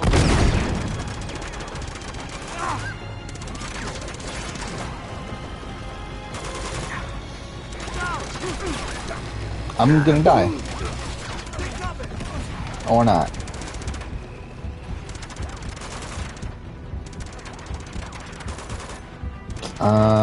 Find Polly to be a terrible person? Yeah.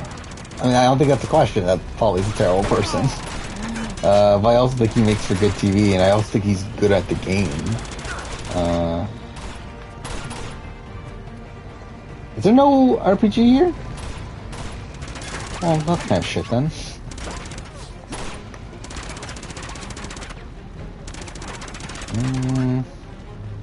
Where am I supposed to go then? Oh, who's shooting me there? Oh, fuck, all the way over there?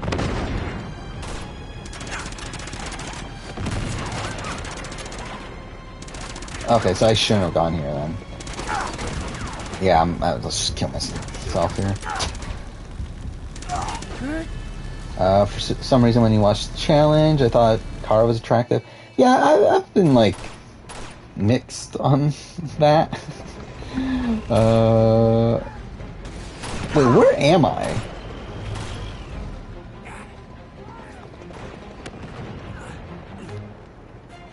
I have no clue where I'm at. Wait. Okay, wait, that's the area over there, so I need to go here, right? Shocked that Polly got his vaccine. Oh, what the fuck? I'm more surprised of Kara getting the vaccine than Polly.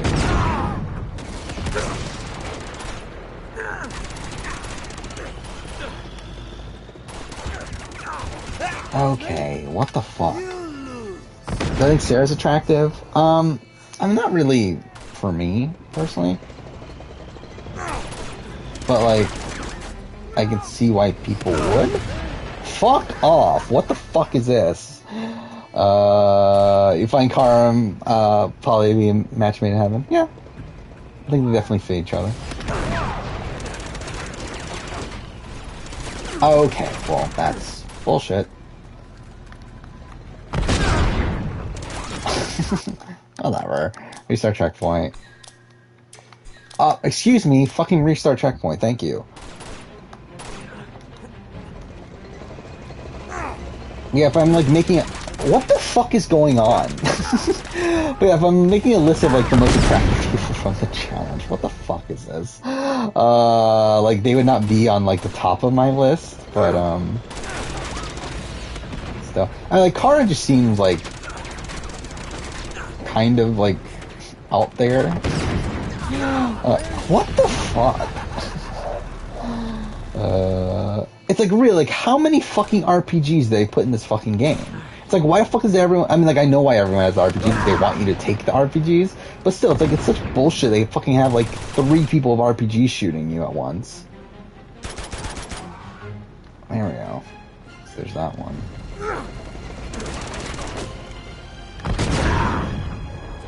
Who's even shooting me from over here?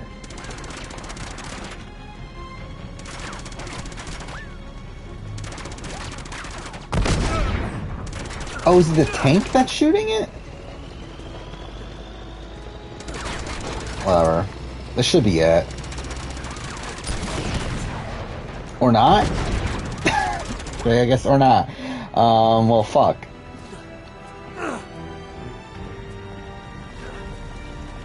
No? In our universe, Danny, Donato, and Kara are sister-in-laws? Wait, like, why? Oh, are you saying because, like, Cody and Danny? I mean, I guess.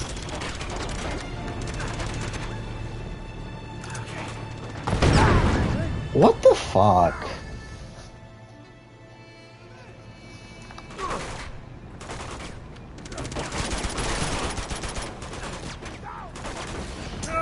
Who's most attractive?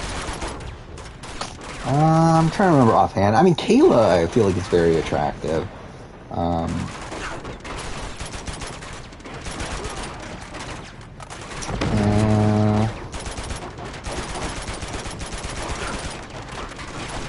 I'm trying to remember offhand.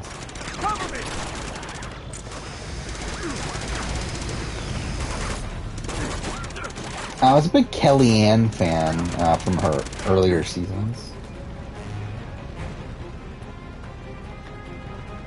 Oh, here's the RPG. Oh, fuck off. Pick it up. Say goodnight.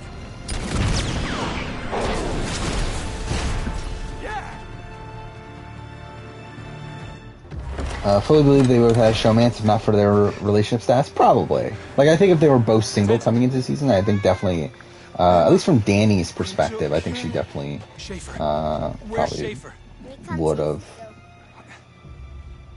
I don't know how interested Cody really ever was, though. Oh, God. It's because he Natalie Negrotti? I don't know, I've never been a big Natalie Negrotti person. I think part of it that turns me off from her, especially now, is the fact that she like has like foot fetish photos, right? That's the thing that she used to. I don't know if she still does it or not, but like I'm pretty sure that's the thing she used to do. I don't know. That just kind of turns me off. You should do a champs versus casting video. Potentially. I mean, like, I feel like there's other challenge casting videos I would do before that, but I wouldn't be opposed to doing that at some point. The Star Wars film ranking. Why didn't you just let me drive in the first place? I mean, this is like pretty much. I mean, I didn't rank the Ewok movies, but taking those out, this is like very similar to mine. I think the only difference is that I have Episode 3 and Rogue One swapped. I think outside of that, though, it's pretty much my list.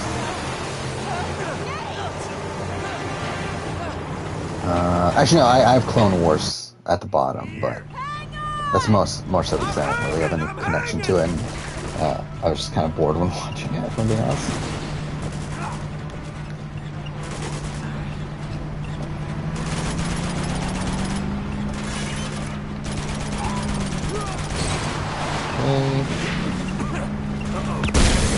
Oh always found this section so funny with how like blatant it is that it's like as if like they're trying to really show the player like, hey, jump over to the other car.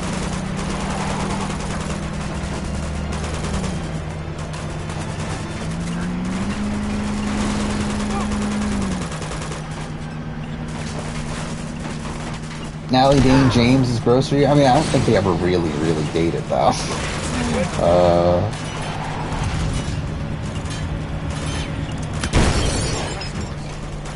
Yeah, didn't he leak her nude photos or something? Isn't that a thing? That like he didn't even get like he like stole from her phone, not that he actually like she actually sent it him. Like I'm pretty sure that's a thing.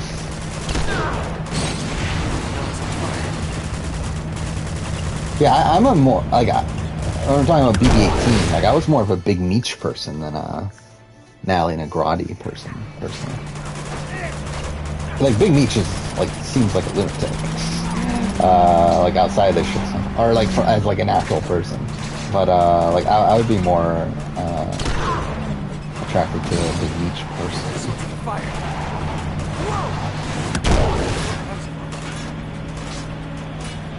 I have not watched Boba Fett, but yeah, I've heard very mixed things on it. I did see Dr. Will is in it, so that's something.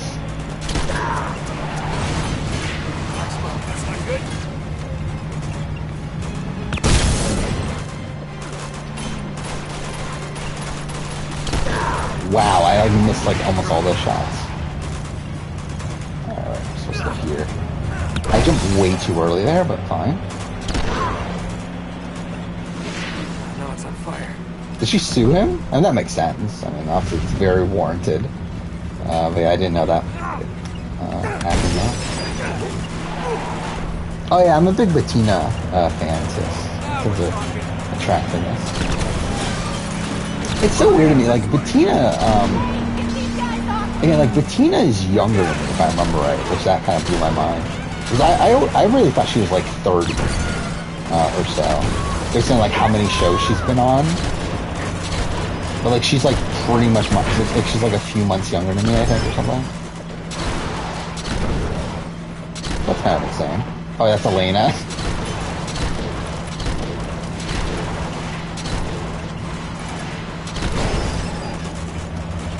Starting to find Tori attractive? I don't know. I personally never found Tori attractive. There's something about Tori just feels kind of icky to me. And too, I feel like a lot of that's because I never found Tori to be a likable personality also. Oh yeah, I'm a big Amanda fan. I forgot about Amanda. I've never been a big Amber B fan. Michelle's fine. I feel like I was more attracted to Michelle, like, pre-co wrong than now, but still. There's no way they survived that. Let's go.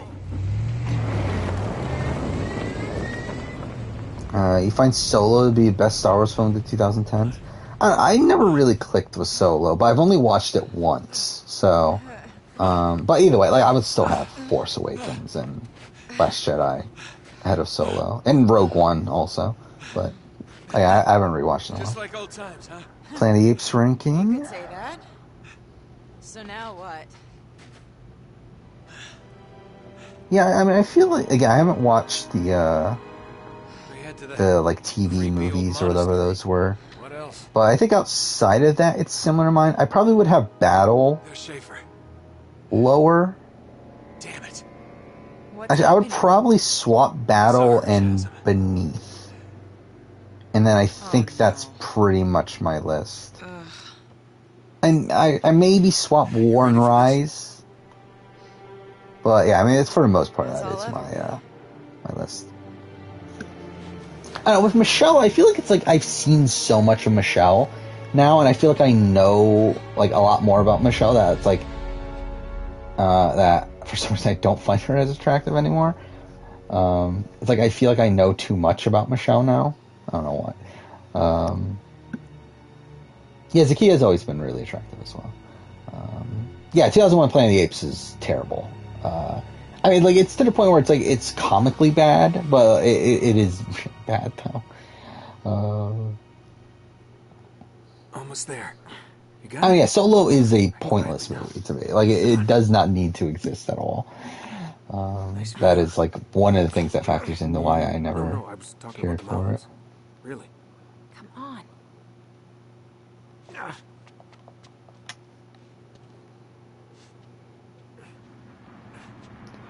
Yeah, I'll be honest. I don't remember War Who hasn't checked in? that well. I feel like War like kind of like faded from my mind. How do you not notice that? Nice. But yeah, I would like to do a Planet of the Apes ranking at some point. Huh? I think that'll be fun to do. I saw something.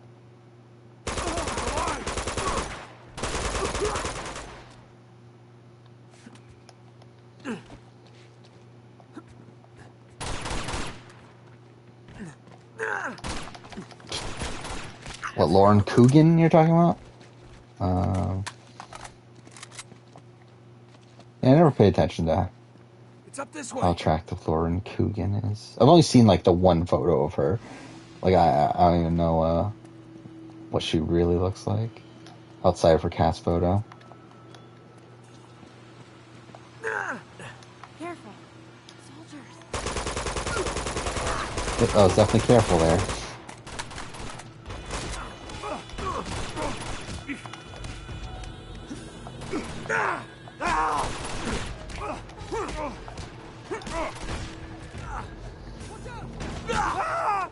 I mean, like War, like for the most part, like War's like kind of feels like like not remake necessarily, but like it's kind of in line with like Conquest, right? In terms of like the story it's trying to tell, or isn't that or maybe it's Battle? I think it's Battle, right?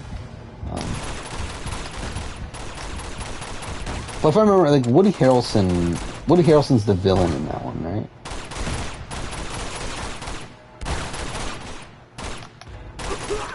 There we go.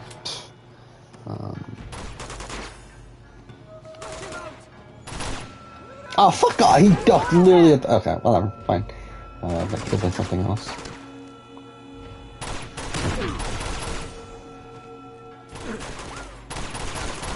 Wow, okay. Oh no, I thought I got him, I guess not. Woody Harrelson was in Solo? Yeah, he was like his mentor or something, right?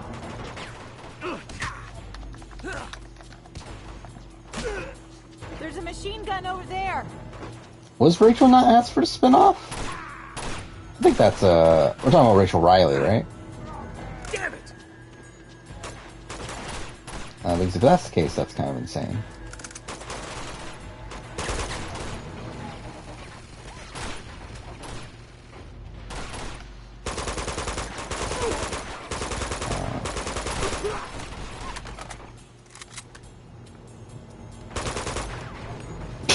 That was like dumb. He like spun around after getting shot there.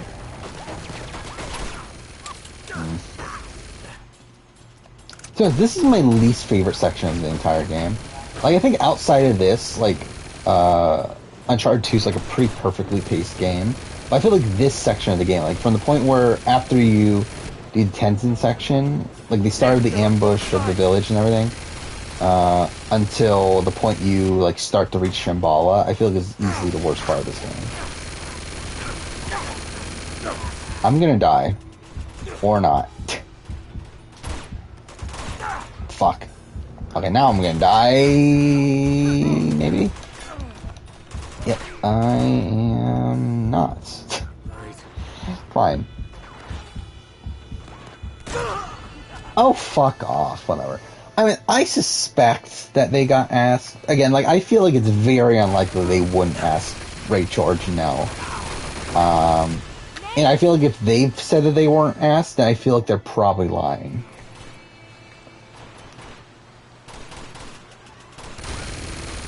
Oh, I forgot that they did that. That they tried to add Nova to War.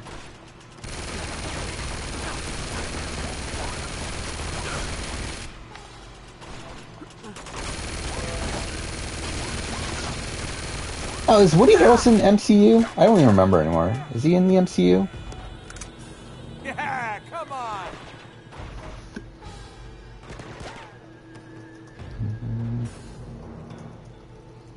Let's see. I guess he's in the he's in the Venom movies. So I guess kind of. Is he an Iron Man? I really don't remember. Just about had it with these guys.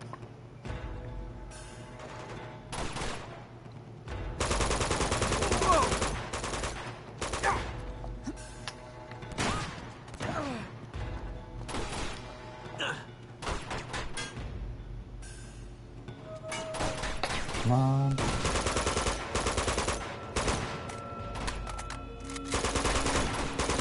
God damn it.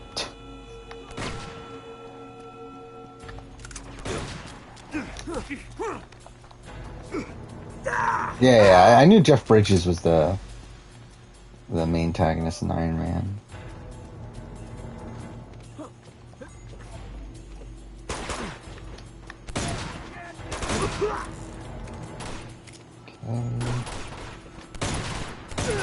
Okay, didn't realize there were that many guys there. Was there like 3 guys there?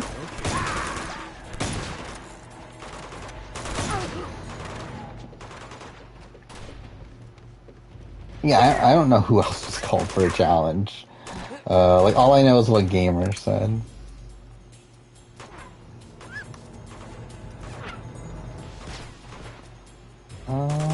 Where am I going? Or do I just have to kill everyone?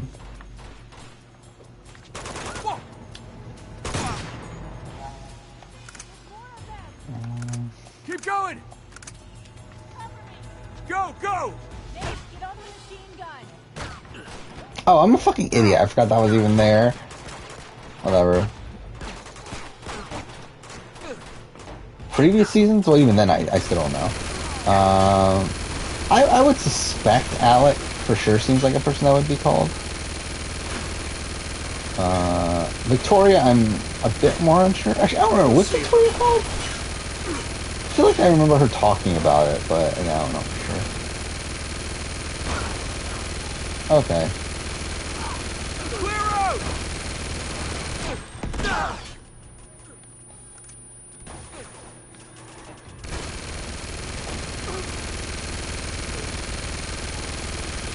Where's the last one? All clear. Okay. Let's pick that back up. Battle of the XL is not in the actual episodes, except for the final one, which is really fucking weird. Because supposedly they were like they were online exclusives, which is like just bizarre. Like, I don't know why. Like imagine if Redemption Island.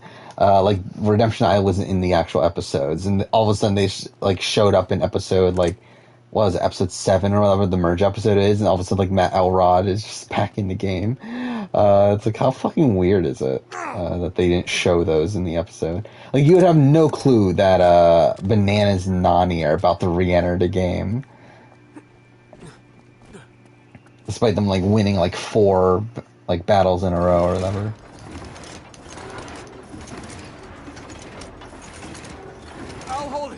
Yeah, I think this is a decently attractive cast. It's the Australian Survivor. It's definitely an older cast. I noticed, where I think there's only like a couple people younger than me.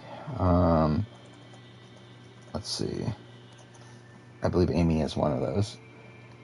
I think Jordy is. Okay, well, actually, I forgot Nina was only 24. So same age as Alex. Yeah, Amy's a few years younger. Same age as Brianna. Jesse and Jordy are younger. Okay, actually, there's more people younger than me than I thought. I forgot Mark is 41. I did not realize that Mark is 41 and Sam is 37. Like, I didn't realize they were that old. Like, I thought they were, like, early to mid-30s. I didn't realize that they were, like, 40s. It's a long way down. Looks like that beam's the only way across. I think I see a rope down there. Oh, fuck Okay, off. sit tight. I'll go down there and throw it up to you. What the fuck? Whatever. Let's just go here, right?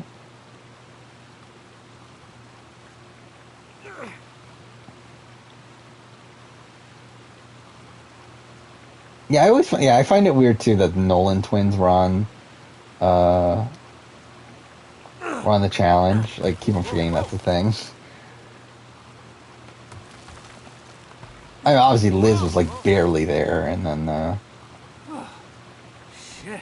who does Julia lose to in elimination? She loses to Maddie, right? I want to look this up. Well, here's the rope. Catch! I know what Julia Carter was called.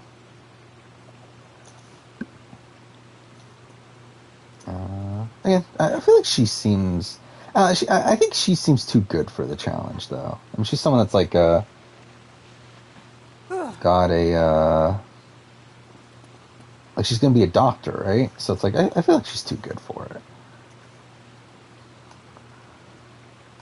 Yeah, who Julia lose to? Yeah, Maddie and Natalie Negrotti. Actually, Natalie Negrotti. I think that was like a three-way one where like only one person stayed, right? Yeah. Either way. Where am I going? Over here. All right, follow me.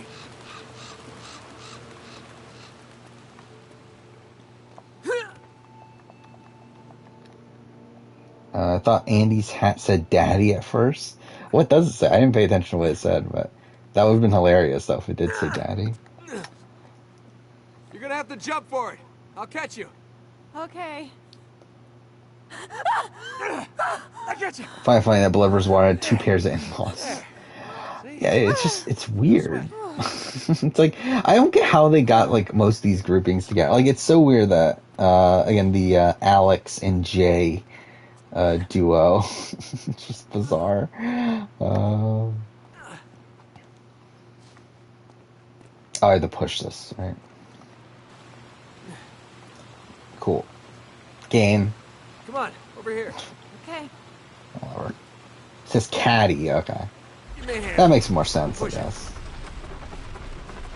That's it. Whew. I mean, in-laws are climb just up people this that thing are now. related through their Come spouse. But it's also dumber because, like, with Alex and Jay, it's even dumber because, one, they weren't married, Careful. like Sam God knows and how old Jay. these boards are. Two, they're, like, currently broken up, from what I understand. So that makes that even weird. I mean, they were together during the filming of the season, but still, it's like, it's weird that they've broken up since then. I mean, I am assuming that they wanted him, like, they want Alex just because, like, he's related to Sam, which I don't know who the fuck she is, but supposedly she's somebody. I believe she's from, like, Big shape into that tower. The Bachelor, and she's, like, an actual actress now. But still, on, we gotta hurry. it's still weird. She's in Home and Away. Which I believe that's the same show that, a lot of Power Ranger people were in. Like, I think the Black Ranger from RPM was like a big character in Home and Away, if I remember right. Let's see. I don't know why I'm even bothering to look this up, but either way, I'm pretty sure that's the case. What am I doing here? Oh, fuck off. What is this? Sam Frost was on Hell's Kitchen Australia. I mean, obviously she's a big name then.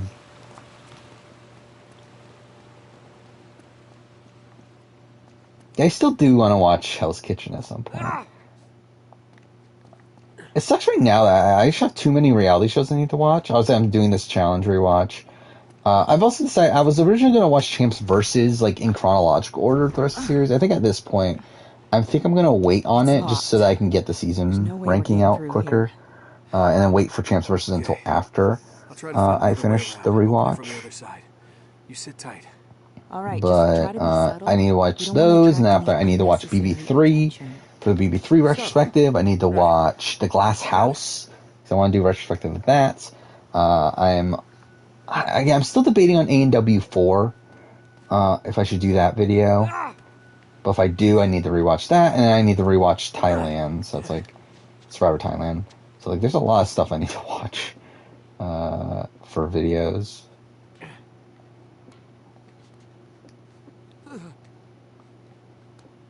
Fuck off. There we go. Hell's Kitchen 13 has one of your favorite reality show contestants. Well, hopefully I'll know who you're talking about someday. God damn it.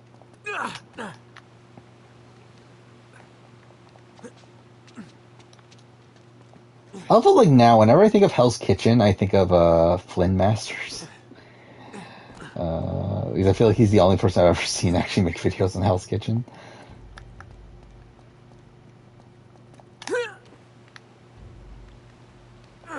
Man, I haven't even seen, like, has Flynn Masters still been making videos? I haven't even seen him, like, any recent videos from him.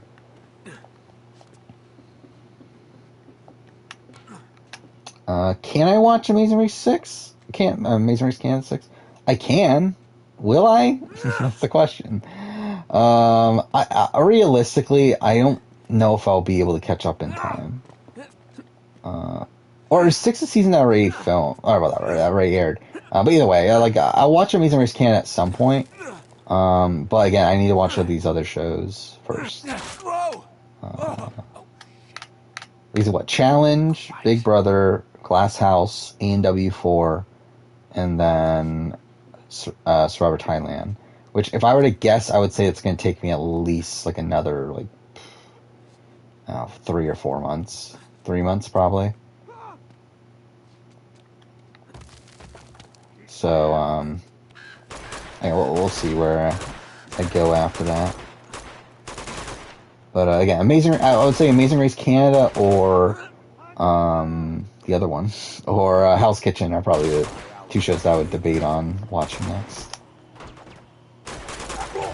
Oh, I died from that? Oh, fuck, I thought I could do that.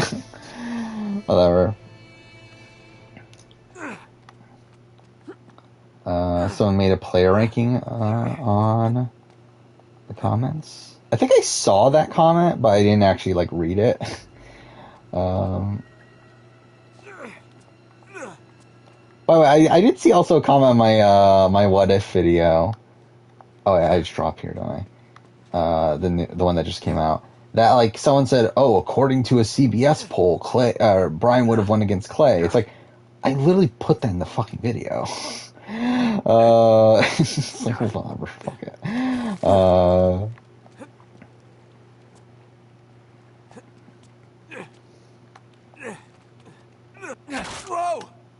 Again, I didn't see that. So essentially, yeah, I didn't see that poll until after, until literally in the middle of me editing the video.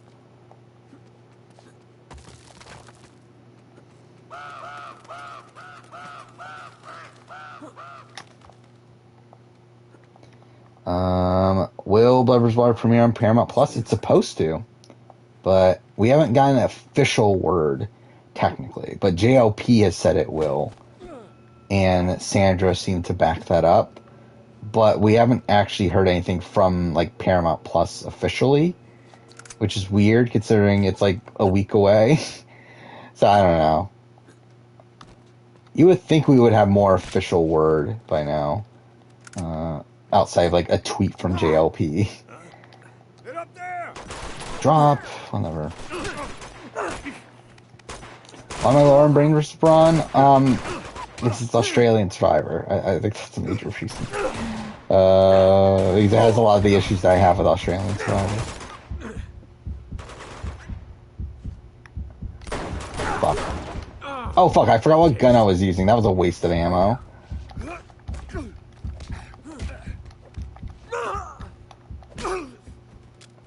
Search the entire area.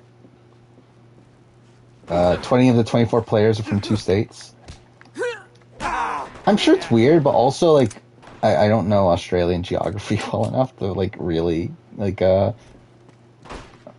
notice that, but you know how big of an impact that really has. Like I don't like how well distributed is the cast normally. Like I would guess it's more than like 20 of the 24 being from 2 states, but again, there's only like 8 states though, right, in Australia, so it's not like there's that many to cast from, but still, obviously, that does seem lopsided. And Braintree Brawn is still a good season. It's just that I have like a lot of issues with it, but then I have a lot of issues with Australian Survivor 2017, which is and Champs. Like I have issues with every Australian Survivor season.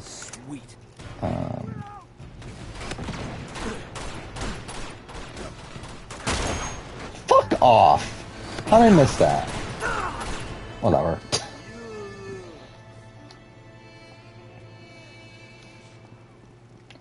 Yes. Try this again.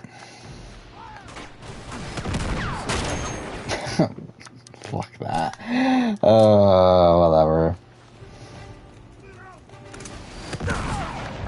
I hate sections like this though. For the love of God.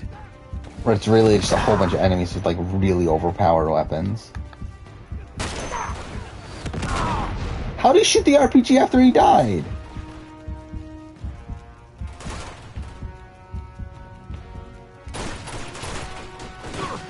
I mean, I would recommend people watching Australian Survivor because it's still Survivor.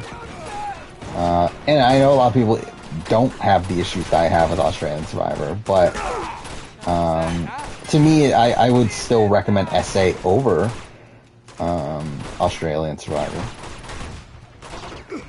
Like I also recently Prettium did a video on why you should watch Australian Survivor. Like I plan on doing the exact same video, but for why you should watch SA before Immunity Island, and I just didn't end up doing it. But that was a video I planned. By the way, I do love how something that's weird about the newest What If video is that oh, I thought that was like a missile launcher thing. But, I just through scrolling through Reddit, I've seen like 3 people post my video on Reddit, or like have talked about it on Reddit. Yeah, like, views are still like barely higher than, or not even really that. Like, they're kind of like whatever. So it's like, it's funny that like, despite like this video seeming to get more like discussion around it, it's still like not doing that. Oh, fuck off. I'm at the beginning of the thing. It's not doing that much better view-wise. Where like it's only even slightly better than my Complex Triad Theory video, which that did not do particularly well, so it's like it's pretty much matching my previous What If video, so it's like it's not doing like that well, but it's funny how much I've seen like other people talking about it though.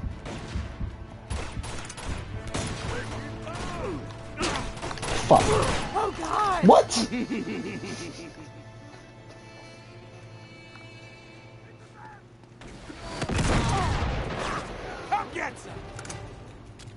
Where the fuck did the sniper go? Or do I have it? Oh, I do have it. Okay.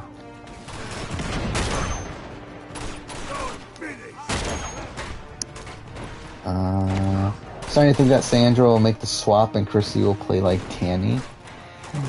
I mean, I don't know about the second part, but I agree with the first part though. I did not even mean to shoot there. That was literally me accidentally hitting the trigger. Oh wait, I didn't realize that was on me. Oh, okay, fuck me.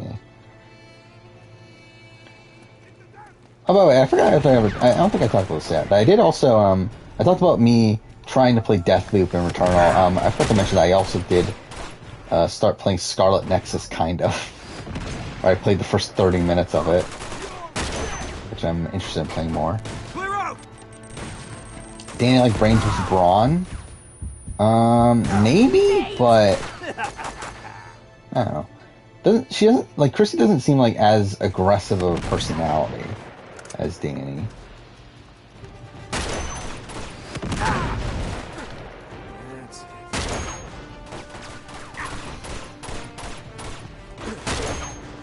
Oh, I started with the guy, Yuito?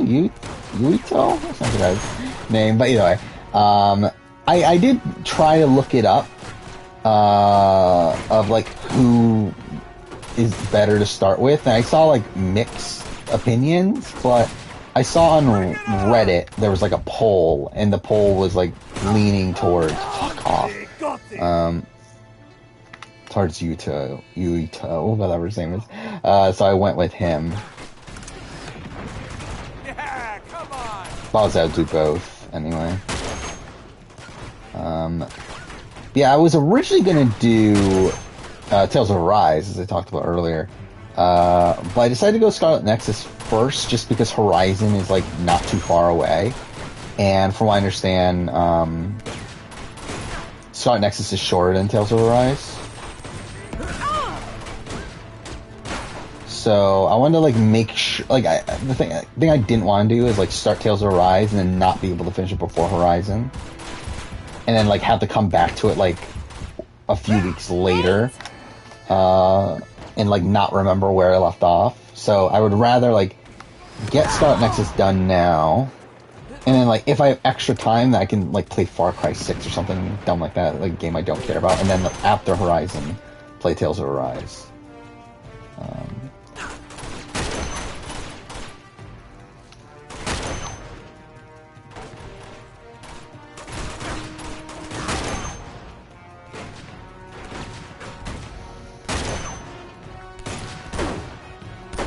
Fuck off! Whatever.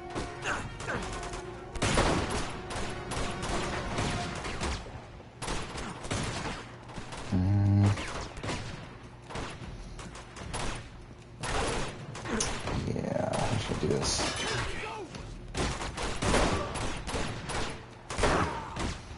Good enough. I have no ammo now, though. Fuck off.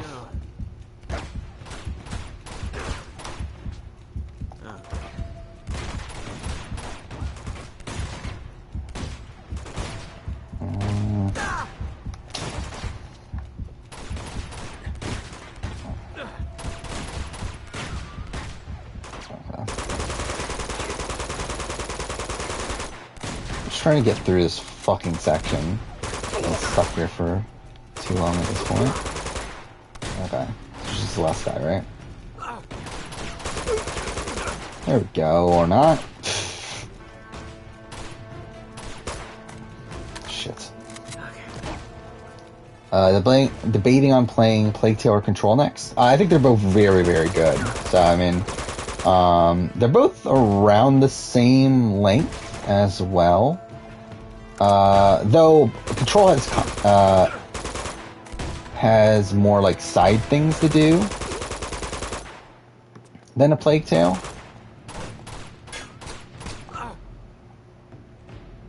So if you're like trying to get through like one quicker, it's like a Plague Tale is like all like a linear based game. Like there's not much side. There really is no side content. While like Control does have side quests and that sort of thing. So. But again, they're both very good. Again, I personally like a Plague Tale more, but both very strong. I still need to play the like I do want to play Control here. Fuck off. Please don't put me at the beginning. Thank you. I would freak the fuck out if it put me right at the beginning of that fight again. But I do want to play Control on stream at some point, and I haven't played the DLCs. So I want to play those as well. Something I wanted to do is that there, I forgot, there were some modes that I wanted to try out on stream that I thought would be fun. Like, I think there's like an invincibility mode, and then there's like a one-hit kill mode or something. I thought it'd be fun just to like blow through Control using those. And I wanted to do that on stream. I think that's what it was. But yeah, I haven't played the PS5 version of it either. That's what I think will be interesting too. Ah, shit. We got snipers. We're sitting ducks down here. Get me up that ladder. Elena, come on. I'll boost you up. Return of the Outcast starting to get filmed today, Watch is it? yourself up there. That's interesting. So hopefully we'll get to know who's on the All right, cast soon. Come on. Which I guess I need to do a cast reaction for that. I didn't even think about that, actually. I completely forgot. That's a potential thing that I need to do. Cast reaction. Oh, fuck. I didn't realize this guy was here. What? He essentially one-hit killed me. What the fuck was that? I didn't even give me the opportunity to counter.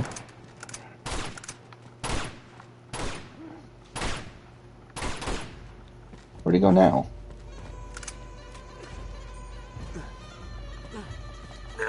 I'm sure Return of the Outcast is going to be very spoiled. Again, that's just the way that All-Star seasons are with Survivor. Again, I was able to avoid Winners at War for like a decent amount of time, but even then I still got spoiled, so it's like... yeah, like Australian Survivor All-Stars, I was spoiled, so it's like... I don't know, we'll see how it goes. But I'm sure it'll be hard to avoid with those. Shit. We've got to get across that bridge. None of those hit. We can't go out there now. Those snipers will cut us to pieces. Hey, I think there's a sniper rifle up there. Oh, fuck off. Fuck off, fuck off. No. What the fuck? Alan Wake. I mean, Alan Wake's very good as well, from what I remember, but I haven't played it since I was younger. I did buy the remaster. I just haven't gotten around to playing it yet. I do want to do some sort of retrospective on it.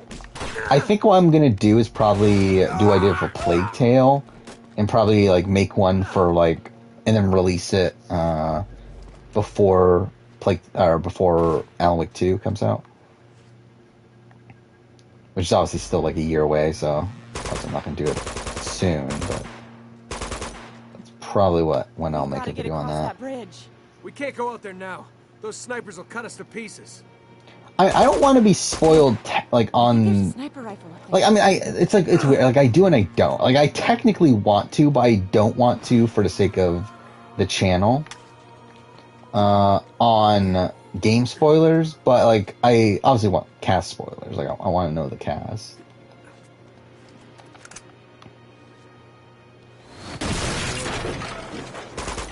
Wait, I'm not using... Wait, did I not pick it up? God damn it.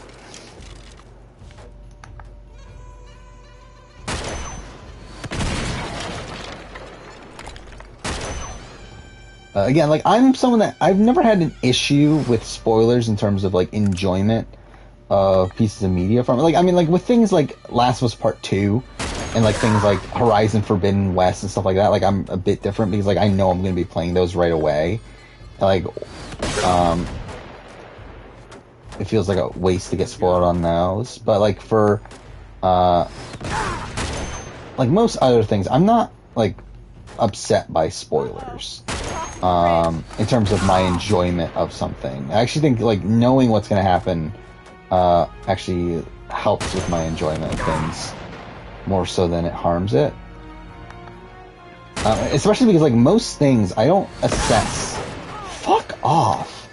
Like, I don't truly assess based off my initial playthrough of it, or my, like, initial watching of it. I more so assess it based on, like, how it is on a rewatch or a replay, as I feel like that's more so the opinion that you're going to hold moving forward than, like, my, like something like Assassin's Creed Valhalla. Like, where, like, I was very high on Assassin's Creed Valhalla when I first played it, but, like, now I'm very low on it. And I feel like that's, like, I was very low on it after me replaying it. I feel like that's kind of, where I typically tend to sit with my opinions on things, is how they are based on, replaying it more so than how they are the first time you experience it without the knowledge of what's going to end up occurring afterwards. I am in squeeze. Fuck, we're almost 3 hours in. I just realized that. God damn it. See, I did want to finish the game tonight, but we're not exactly in a spot where we're gonna finish it tonight. We'll see though.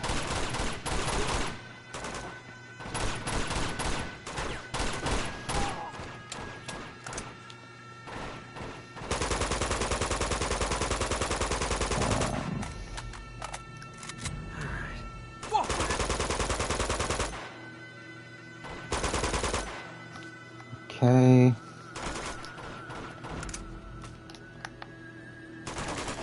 Who's shooting me?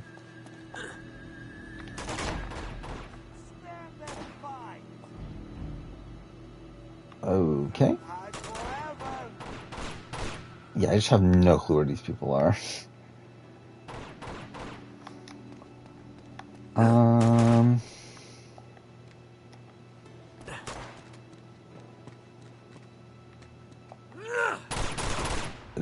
Yeah, that was something. Definitely meant to do that. How fucking high up am I?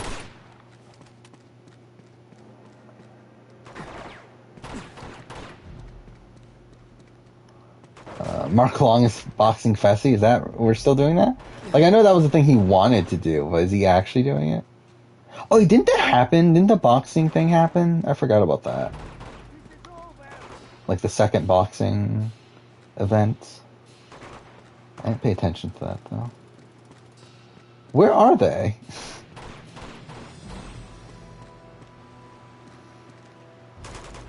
Wait, this is the wrong way, right? Yeah, I'm trying to go here. Oh, fuck, it's from... Okay, I have to go up here. Oh, it got delayed? Oh.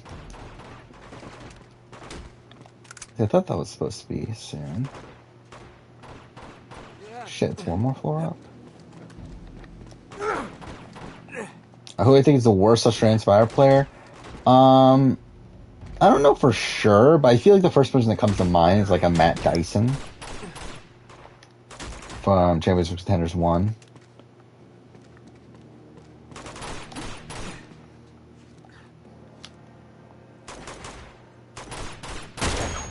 Fuck. Actually, I'm an idiot. Why didn't I do this? Let's get across that Whatever. bridge. Cool. I don't know if he's on the level Wendy Joe, but he would be very high, I feel. Like, he would be pretty close, I think. There they are. Yeah, I don't know. Yeah, I think he would be pretty close. I haven't rewatched Champions of Contenders in a while. So, like, I probably need to rewatch the premiere. Come on. And there she goes. To remember exactly like, everything he did wrong, but... I think the one pro is that I don't think he was the initial target, right? But then he made himself the target by the end. Will I rank every SA in Australian Survivor player wins 10 seasons? Probably not.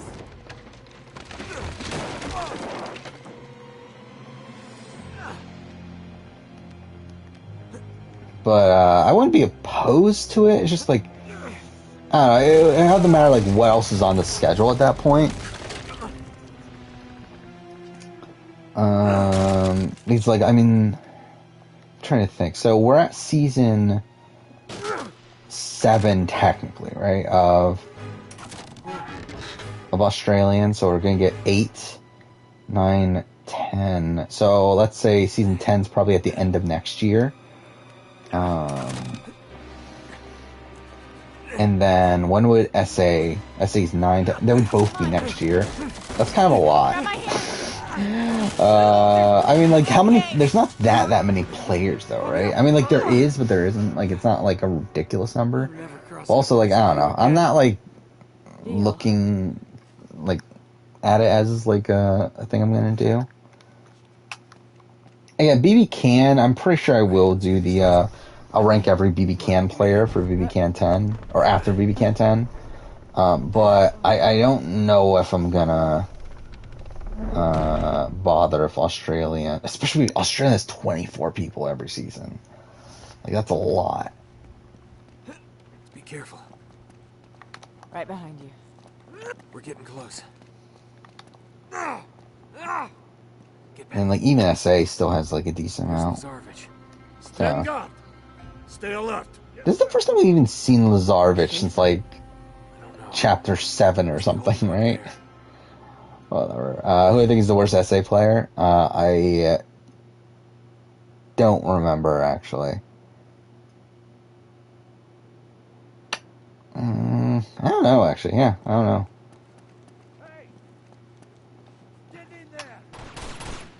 Like, is it one that, like, a boot from the like a first boot from an earlier season? I mean, like, that's what I was kind of thinking. Like, it might actually be Teresa.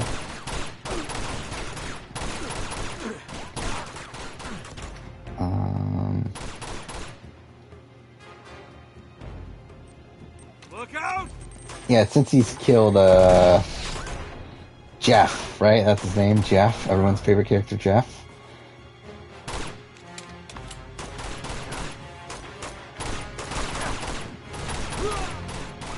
I mean, like, the first boot from SA1 was the old guy, right?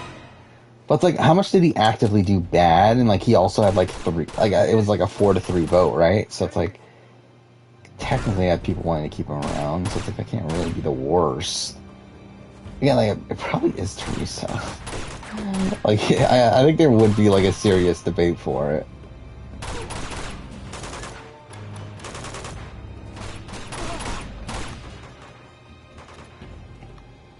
Yeah, everyone's favorite player, Dawn.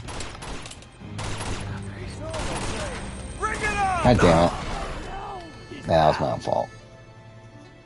Christina? I mean, but Christina didn't even really play, right? Like, Christina's the one that quit, right? So it's like, how do you really rate that? Oh, I still have a sniper. Oh, I didn't even realize I still had the sniper.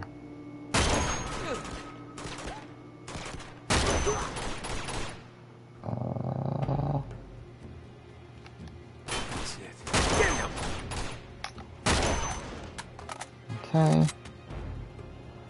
Yeah, I suspect Australian Survivor Season 10 will probably be All-Stars 2. Or, like, whatever, like, another All-Star season, at least. Damn it!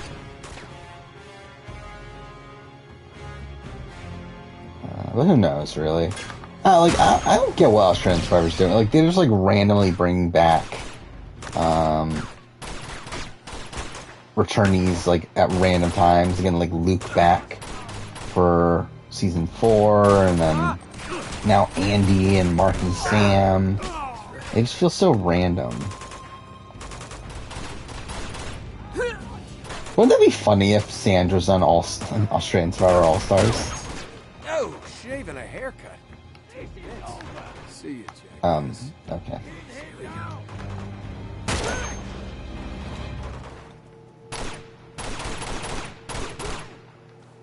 But who should... Okay, wait. I am pretty fucked, I think. No. Where do I go that I'm not going to be... How many fucking snipers they put here?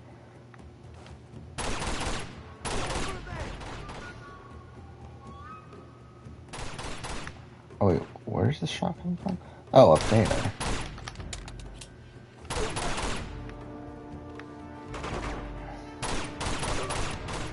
Not good enough.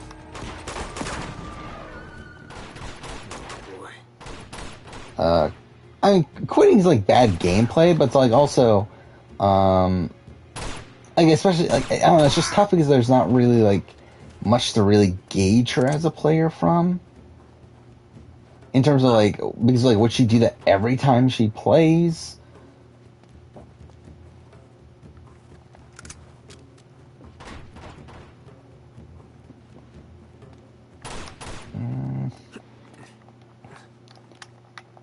I mean, like, I guess, like, if I'm really doing an SA player ranking, like, she probably would be, just because, like...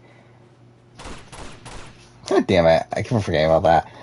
My computer, went to sleep mode, because I didn't touch it for a while.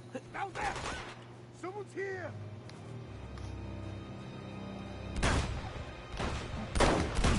God, what? Alright, let's pause it real quick while I get this back up. There we go. Alright, a person quits, is that person on the bottom of player ranking? Not necessarily. Actually, really, almost entirely, not really. Like, I mean, like, Neonka and Purple Kelly are not on the bottom of my, like, Nicaragua player ranking. Actually, I really want to, where would Neonka rank? Because I feel like Neonka would actually probably be, like, top half for sure.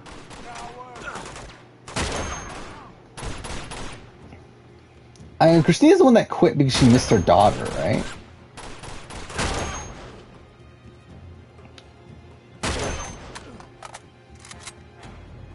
And how do I... Oh, yeah, and also same thing with Jub Jub. It's like, how do I rank Jub Jub? Because that's the same thing, right? Like, who's worse between Christina and Jub Jub? Like, they both quit, like, before they went to a tribal.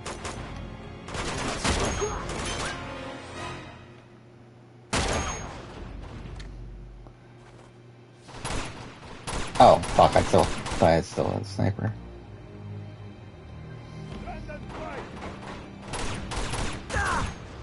Actually, you know what? Something I just realized. Oh, can I not change the difficulty? Oh. Oh, yeah, once you start at easy, you can't go to Explorer. I forgot about that. Alright, well, never mind. I was thinking about going to Explorer just so we can rush through the game so I can finish it tonight, but... Never mind, I guess.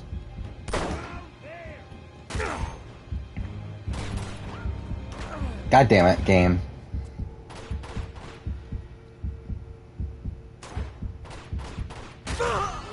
Fuck. Did Jub Jub... I don't think Jub Jub went to a tribal, did he? Was he on the tribe that went to tribal? Let's see. See, Santa Carolina is not the season that comes to mind right away. Oh yeah, I guess he did go to tribal. Okay. Oh, Garth voted for Jub Jub too. So yeah, I guess Christina's worse then, for sure. What a weird season Santa Carolina is.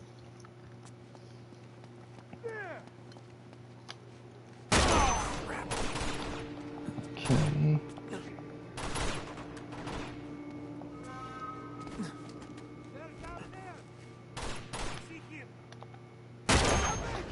Yeah, I'm thinking, I don't know, like, am I really gonna spend, like, if I were to guess, I would say we're still, like, 2 hours away from finishing the game, right? Just, like, I don't know if I want to go 5 hours tonight.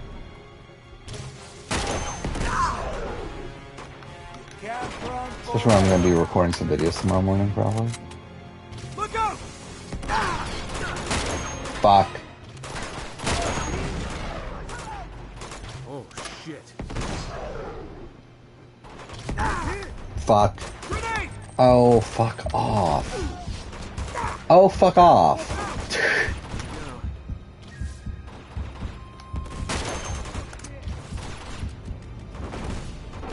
Do I think Jub Jub's a good person? Probably not, right? Isn't he in jail for, like, murder or something like that? Got you. So, I would guess no. I'm fucked. Fuck off. Of course I missed that. How does that taste?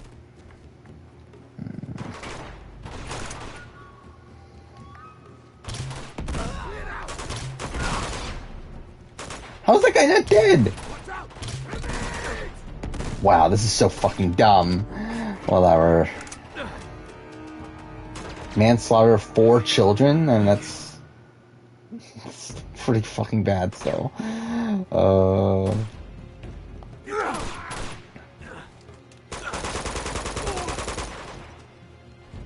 Take cover.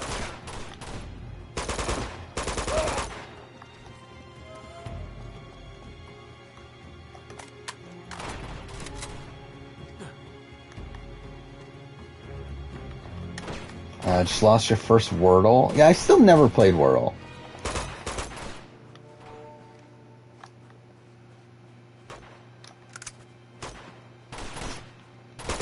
Yeah, and I'm thinking about it, we still do have a decent amount left to start. Like, we don't, like, technically we're only like 5 chapters away, but like, these are some pretty long chapters.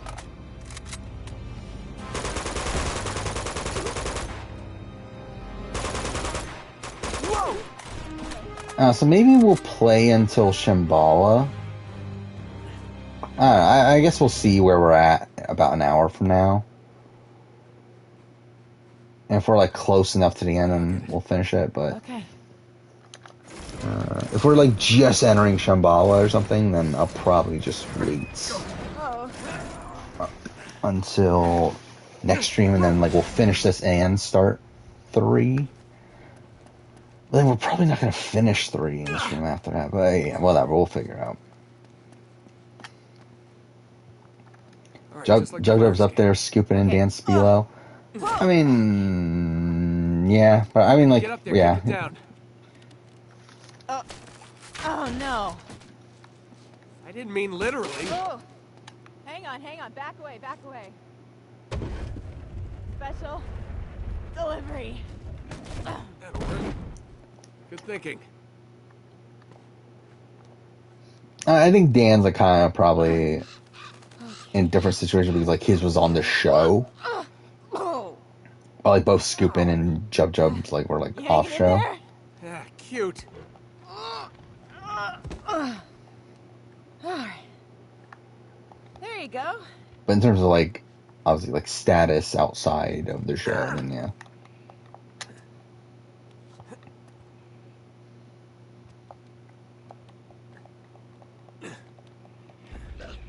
Yeah, I did see that people were upset at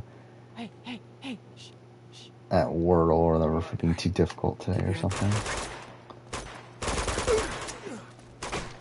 Yeah, I still don't actually know what Wordle actually is. Like, I know it's just the thing that people have been playing. Oh, am I like completely out of ammo? Cool.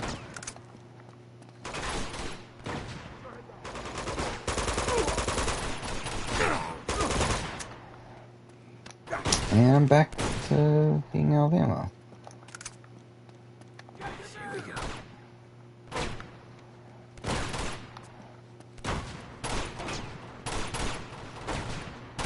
I don't think Uncharted has co-op, right? It has competitive multiplayer, but the Nathan Drake collection took those out. But like technically Uncharted 4 has it.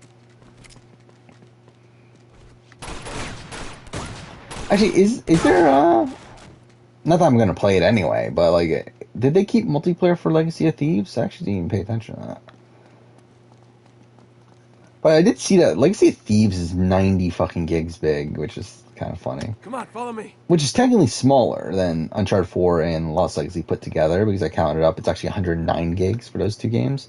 So it actually downsizes it by like almost 20 gigs, but still, it is still funny that it's 90 gigs for those 2 games. Did I ever post a video game video on Saturday? Yes, but not in a very long time. Like, not since I've, like, kind of figured out what I, like, my scheduling and everything. But I can look back on the channel. I know very early on, yeah, like, my Assassin's Creed history of Assassin's Creed novelizations video came out on a Saturday. I'm really just early on, I didn't really structure it the way I did. Like, I still did Saturday, Wednesday, but I didn't, like, do it to where now, like, Saturday is reality TV for sure, and then Wednesday's, like, kind of whatever I want it to be. Where like first was like yeah, like what is this, like a BB Can season ranking came out on a Saturday. I wouldn't do that nowadays. Why You Should Watch The Genius came out on a Saturday. I wouldn't do that nowadays. Super Sentai 5 series to watch for Power Ranger fans. That would not come out on a Saturday. Assassin's Creed Origins vs. Odyssey came out on a Saturday. Actually, it looks like actually more so was the opposite. I more so actually released reality TV videos on Wednesdays. Back then. Yeah, like The Future of Assassin's Creed was released on a Saturday. Actually, yeah, I mean, like, it's a lot of video game videos. Kingdom Hearts 1.5 to 2.5 remix video came out on a Saturday. Yeah, it's really not until I think Edge of Extinction review that became more. Yeah, I think that's pretty. Actually, no, my E3 2019 review came out on Saturday for some reason. I don't know, when did I solidly start doing? Yeah, it must have been like I think around July. It seems like that's when I stopped doing. Yeah, it looks like at that point it's just reality TV, always on Saturdays. Yeah, so I think that's probably where I did it. But it has been a while though that I've kept this like sort of structure. What's the best E3? Yeah, I would say 2015, right? Is that the one that like PlayStation? I think PlayStation's. I think it was 2015, right? PlayStation's press conference where you had Final Fantasy VII Remake, you had Shenmue 3, and you had Last Guardian, like back to back to back, pretty much. And like that was kind of insane.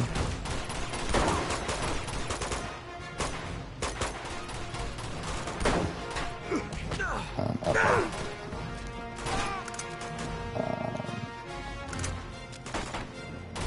I don't know, what was it? 2016 was very strong as well, if I remember right. Because that's when God of War got revealed.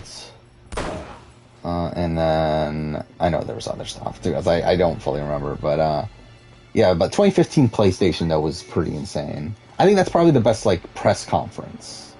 Like, seeing it fuck off.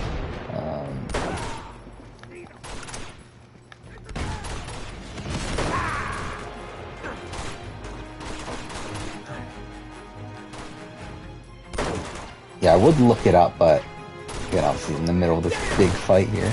But yeah, like, that's the one that comes to mind right away.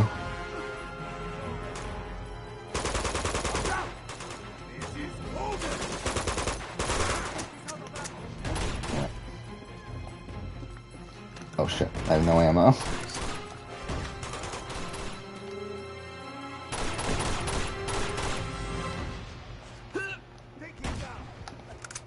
Not what I meant to do.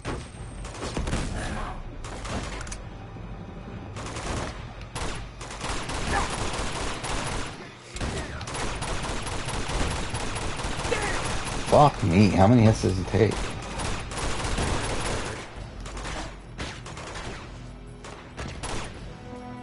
Yeah, to me too. Like to me, PlayStation. I mean, just in general, PlayStation's always been like the company I've been more interested in. Which again, like, isn't even based over like that. I think PlayStation's a better company than like Microsoft. Just that the games that they make are more interesting to me. So like, I've always found PlayStation press conferences to be more interesting. Not to say Xbox hasn't had good like press conferences. They have. Especially what was it like 2017? And I think 2018 were also pretty strong Xbox, if I remember right. Where there was a lot of just like game after game after game. And even though like half the games I didn't give a shit about, still it's pretty good. There we go. Oh no. It's okay. Yeah, let's We're see. here. You are right. E3 2015. Everything you touch does turn to. Oh yeah, Uncharted 4 also. That was the first gameplay of Uncharted 4, right? No. What do we do? Oh, yeah, also the announcement of Horizon Zero Dawn. Yes, I found them. Yes, that's a pretty big press conference there. Yes. If they had found the stone, it would have changed the course of history. Okay, easy, easy. Trying to look at the other conferences. What did Microsoft do that year? To the tower. Yeah, not the greatest year for Microsoft. Try not to move. But yeah, I mean the Sony, that's like insane. Monastery hides the secret path to Shambhala. You must get the Carl dagger Schaefer, back, everyone's favorite character here, find dying. the secret path and destroy the stone before he gets his hands It was on 2016. Drake. God of War, Death Stranding, Resident Evil 7, Days Gone, Spider-Man. Like that was a big one too. 2016 PlayStation. And this is a Can't pretty good just- moment. I'm just like completely Charged talking him, yeah. over it, but You heard him. Do you think all this really could be true? I don't yeah, know. Microsoft's kind of just whatever. I guess But he 2016. believed it. I think That's 2017 enough for me. Microsoft was pretty good. I remember Origins got revealed at Assassin's Creed Origins at Microsoft, and that was like a pretty big one for me at least. Oh yeah, I did hear. Yeah, the Switch Kingdom Hearts ports are really bad. I haven't seen why, but Let's scope again, out the not secret not entrance thing, that and you go to surprising. the tower and figure out how to get that dagger back. Yeah, all right. Just keep your head down and stay in radio contact. Yeah, what Sony do 2017? Good luck. Well, that's pretty good too. I mean, more God of War. Oh yeah, that's the one where they showed the World Serpent for the first time, right? Yeah, Days Gone, Uncharted, Detroit, Frozen Wilds, more Spider-Man. Oh yeah, just in general, I've always just been more interested in Sony press conferences.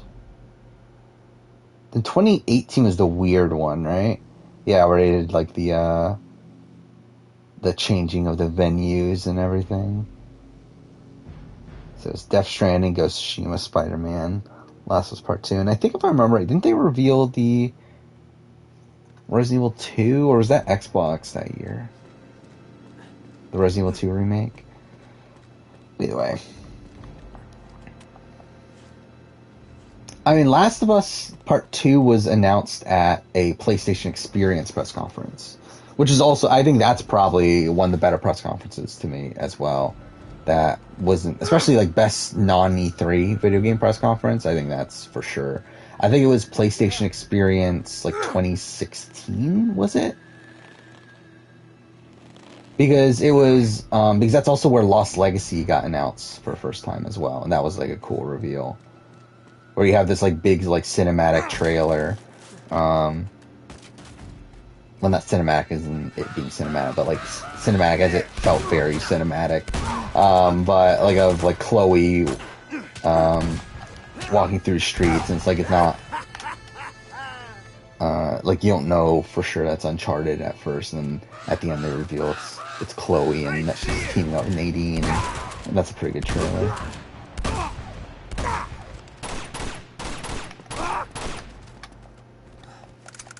Yeah, I've played Astro's Playroom. It's good.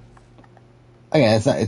It's a glorified. I mean, it's not even. It is a tech demo, but it's a very good tech demo.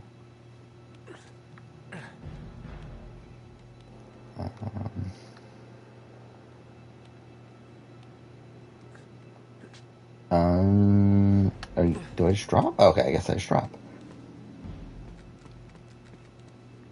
Yeah, I mean, just in general, I think even more recently, like some of the best conferences in the last few years have been the Sony, like the PS5 events that they've been doing.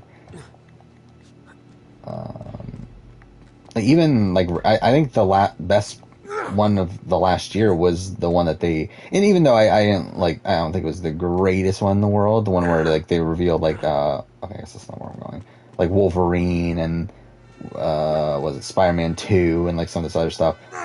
I'm an idiot. God of War Ragnarok and stuff. It's like it was good, but like it was definitely like an inconsistent press conference as a whole. But like I mean, it's still like probably the best one of the year to me. Oh yeah, Little Devil Inside. That was supposed to be out by now too, wasn't it? It was originally supposed to be out in January, but yeah, that got delayed. But yeah, it'll be interesting to see that. I know the rumor.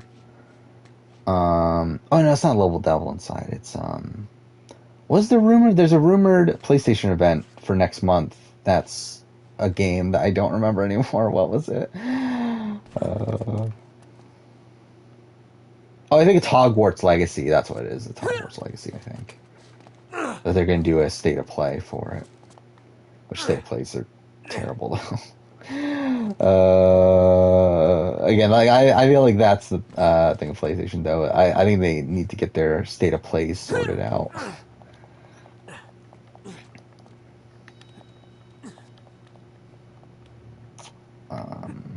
No?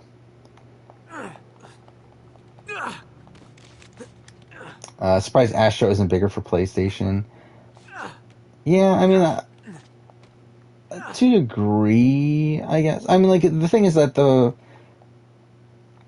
like, with Astro, it's like, what, they had Astro, oh, fuck off, I didn't mean to do that.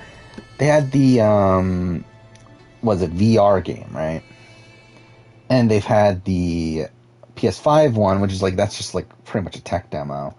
So it's like, there isn't really like, not really a big platform for it yet.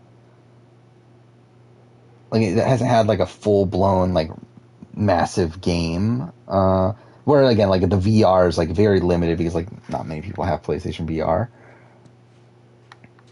So I feel like if they want it to be a big thing, then they need it to. Fuck, alright there. But if they want it to be a big thing, they probably need to have like a full blown PS5 like full game. But even then, I don't think it would blow up. Or like, even like Ratchet and Clank, I mean, from what I understand, like, didn't perform the greatest in the world. It's like, if Ratchet and Clank isn't doing fuck me, the best numbers, then like, why would Astro do it? I just don't think that's like really the bulk of like the PlayStation audience. Isn't like I think the people that are getting PlayStations for like God of War, Horizon, Uncharted, Last of Us, that sort of stuff, like, aren't the same people that are like too hyped for like Astro, for like a new Astro game and that sort of thing. What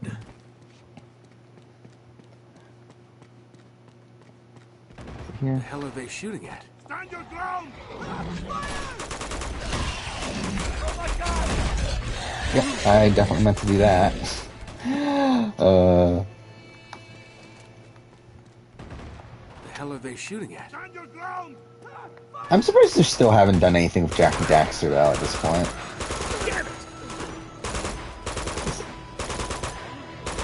I think there's Sly Cooper too. Sony owns Sly Cooper, right? They haven't lost rights to that, so I'm surprised they haven't done anything with that. Oh yeah, Little Big Planet. I forgot Little Big Planet even existed.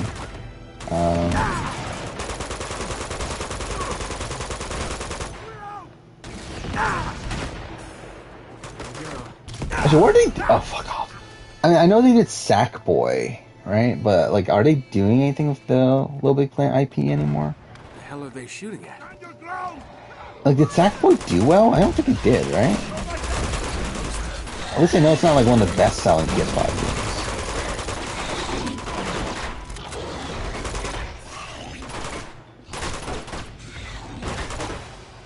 Supposed to be a Sly movie? That would be interesting. I mean, obviously they did Ratchet and Clank, and like, that didn't do the greatest. But that'd be interesting, a Sly movie. I would love to replay. Like, I would love to play, or really not even replay. Like, actually play the Sly games properly. Which, I mean, they were on PS3. It'd be cool if they could have, if they could just port those. Really, PS4, PS5. I would be okay with that. Be able to play the original PS2 games, which is like dumb because I own them. Like, I owned them on PS2. If I really wanted to play them, I could just play them on PS2. Actually, I might even own the PS3 collection for all I fucking know. But still, it would be convenient if I could play it on PS4.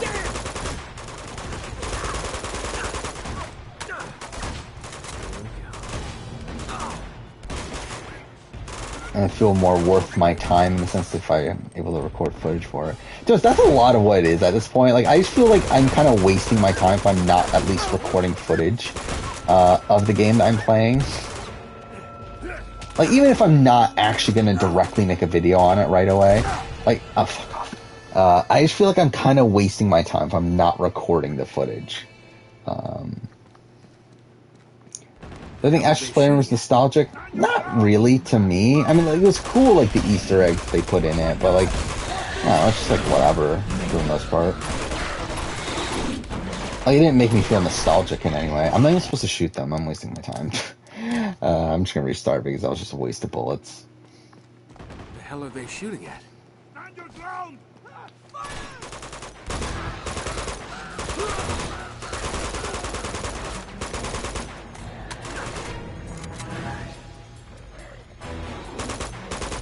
Doesn't hit.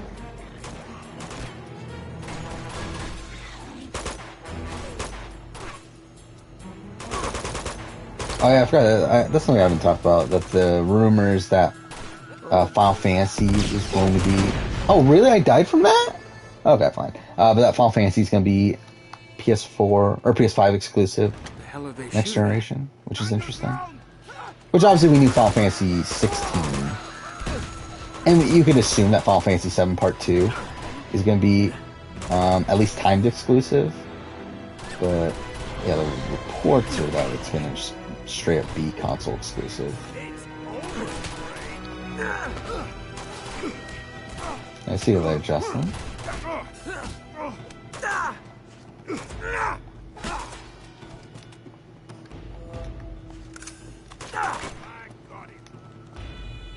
I mean, yeah, but like Final Fantasy has tried to do Xbox recently. Like Final Fantasy 15 was on Xbox, so it's like it wouldn't surprise me if they were to try to eventually go to Xbox consoles. And like also, was it 13 was on Xbox, but yeah, obviously it's like I feel like most of the audience for those games are on PlayStation anyway. So again, it makes sense. And also, I'm sure Sony's paying them. That makes it worth it too.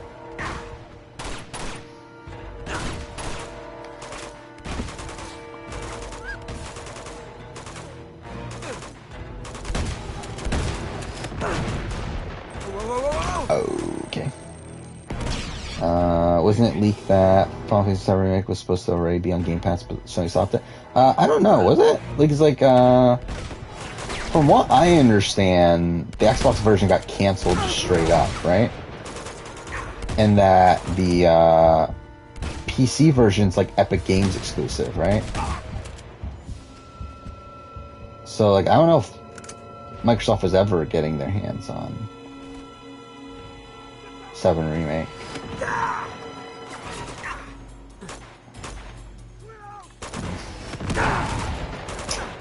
Oh, this is shit. Fuck me. Again, this section of the game really drags on, though. We'll see about that. Oh, fuck, this guy's still here. And I can't hit him because I only have a shotgun. Nice. Fine. I was literally about to say I'm gonna die. The hell are they shooting at? Stand your ground! I've seen the trailers of Somerville that have been at press conferences.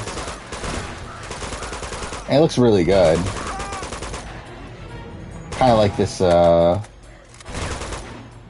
like Inside style game. I definitely intend on playing it. I believe it's going to be... Isn't it Xbox timed exclusive? Something like that, right? So we'll see when I play it. I do intend on playing it, obviously.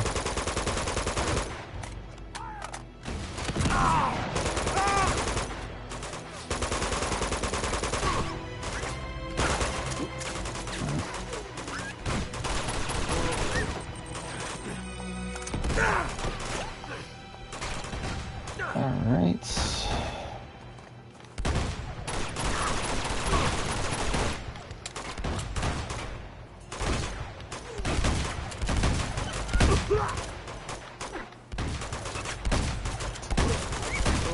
Fuck off.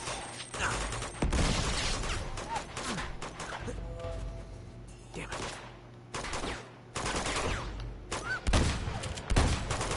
Yeah, it would not surprise me if PlayStation put a stop to it being on Xbox in general. I mean, because obviously they initially paid for time exclusivity.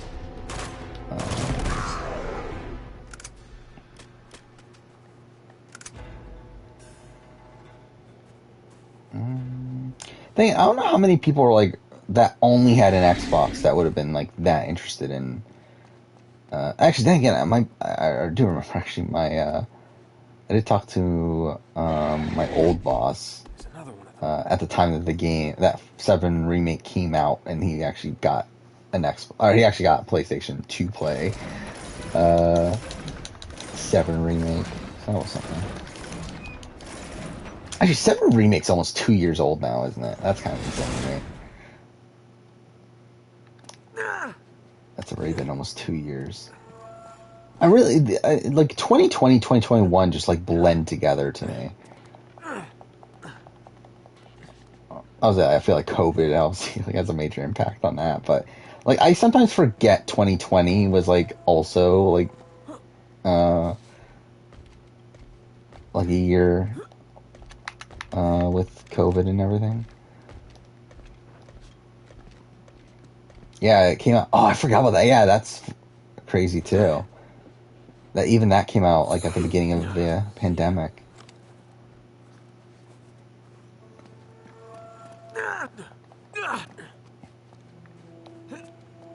Yeah, because that got delayed too, right? Like it was I think it came out like a few weeks like later than it was supposed to or something like that. Here we go. Crossbow. Do I want a crossbow? I mean, I guess I'll take the crossbow. Yeah, it'd be cool if we get some Kingdom Hearts stuff soon. I mean, you would assume we would. Yeah, in his 20th anniversary. Ah, fuck. Or is that not where am I supposed to go? Like, I think for sure we're gonna get the next main like title announced by the end of the year for sure, right? I mean, like, are they like? Or I mean, surely they're working on it, right? I think Nomura has like so much shit going on now. That's like how is he finding the time for it? But still, he definitely is.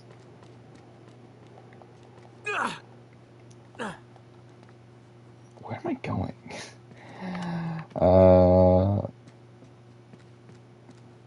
Do I think he'll be like which one will I buy or anything?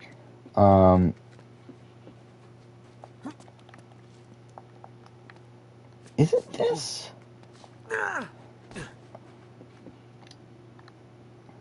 I generally don't remember what I'm supposed to do here. But I thought about buying a Series S. Mainly for Game Pass, really. Fuck. But because like I'm not a big Xbox guy in general, but I also would like in an ideal world I would like to play like Halo Infinite. I would like to play like Gears of War and like some of these other things. But also it's like I'm not like dying to play them. Where like I'm not gonna like I don't really want to spend like $500 on a Series X to be able to play them. Oh wait, this guy's still alive? Okay, what the fuck? There's 2 of them, right? Yeah.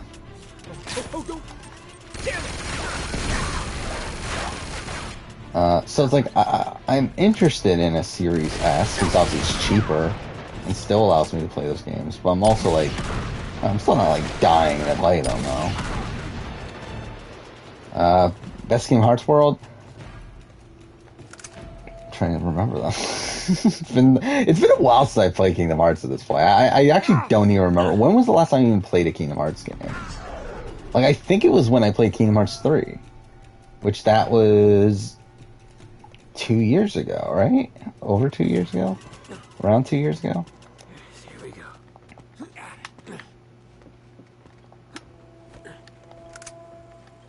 I did want to do a video on that, though. I did want to do a, like, ranking all the Kingdom Hearts worlds, but, like, to be honest, at this point, I just don't remember.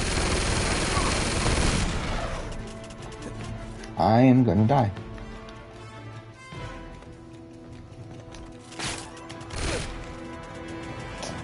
Well, this is lovely.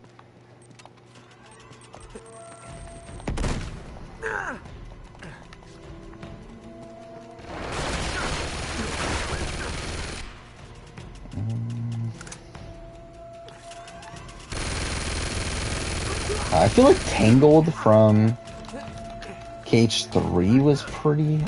I don't remember. Like, I genuinely don't remember what, like, my favorite Kingdom Hearts world was. Like, I feel like I was pretty high on Tangled.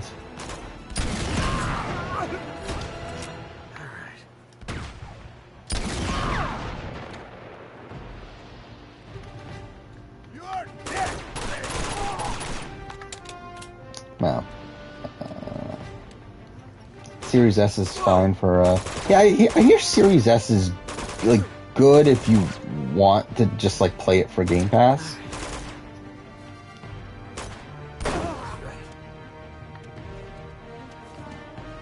Which, again, is, like, the main reason I'm interested in it. The thing that I worry is, like, I do worry, like, how long are they actually going to support? Halloween Town is good. At least in KH1, I don't remember KH2. Like what they did with Nightmare Before Christmas.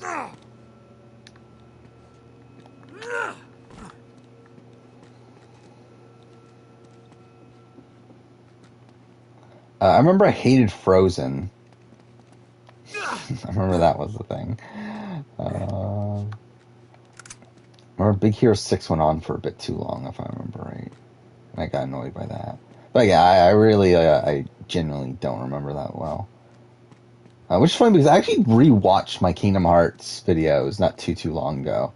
But I actually, even from those, I don't remember my opinions on the Disney worlds. And dude, like, a lot of that's because, like, I don't care about the Disney worlds that much.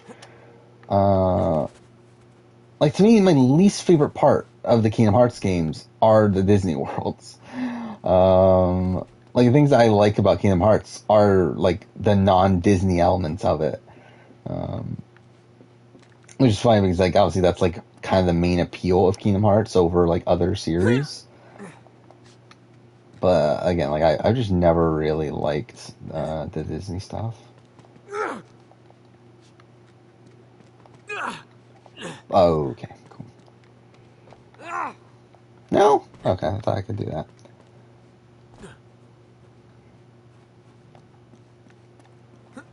Yeah, Mount Olympus is good in KH3. It's up here, right?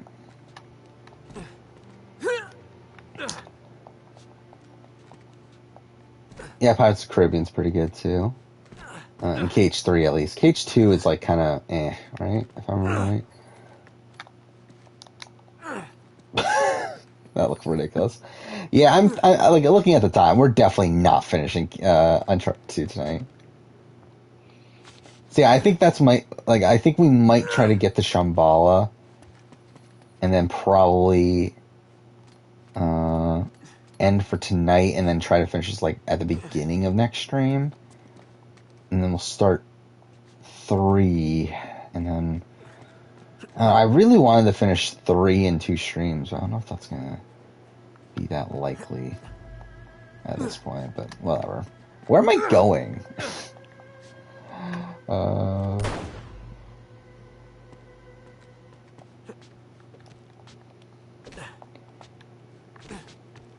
Yeah, I feel like Birth by Sleep just in general is weird. Birth by Sleep's like one of the weird Kingdom Hearts games because like it has like just really random worlds. How do I climb up that? Because I can't climb from there, right? So I have to go through here. Oh, wait, don't I go back here? I think it's something like that, right? Soulja Boy released his own gaming console? Why? Like, Soulja Boy's still around. Yeah, I liked Monsters, Inc. If I remember right, I think the thing that kind of annoyed me was just how linear it was, in the sense that, like, it was, like, hallway after hallway of, like, combat sections. And, like, that kind of annoyed me, but, like, I feel like I enjoyed Monsters, Inc. And I also, yeah, Toy Story I liked as well. But, What happened there? Yeah, like, what the fuck was that? I'm just watching on the replay on the stream. Whatever.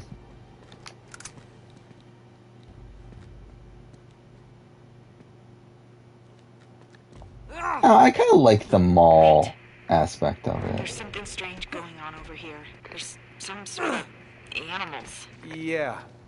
I probably should have warned you about them. Warned me? Wait, you knew about these things? When were you planning on telling me? Just lay low and stay out of their way. Okay, again, this section goes on for way too long. So we still have combat sections with them too, right? Actually, we still have the puzzle. Yeah, fuck me. There's still a decent amount left of this.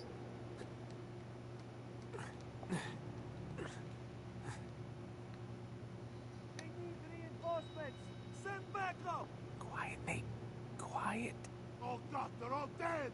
Those things tore them apart. Yeah, Winnie the Pooh stuff in Kingdom Hearts 3 was like really lackluster.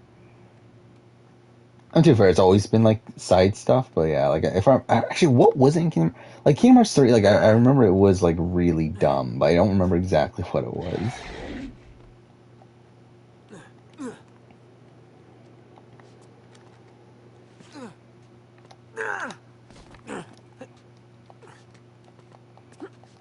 I do wonder, like, so is the next game going to be Kingdom Hearts 4? Is that what we're heading towards, or are they going to make another in-between game? I'm pretty sure we talked about this on a previous stream, but I just don't even remember where I concluded on that. He's like, I can see the next game being Kingdom Hearts 4. Or, like, maybe we have, like, a prologue section where we play as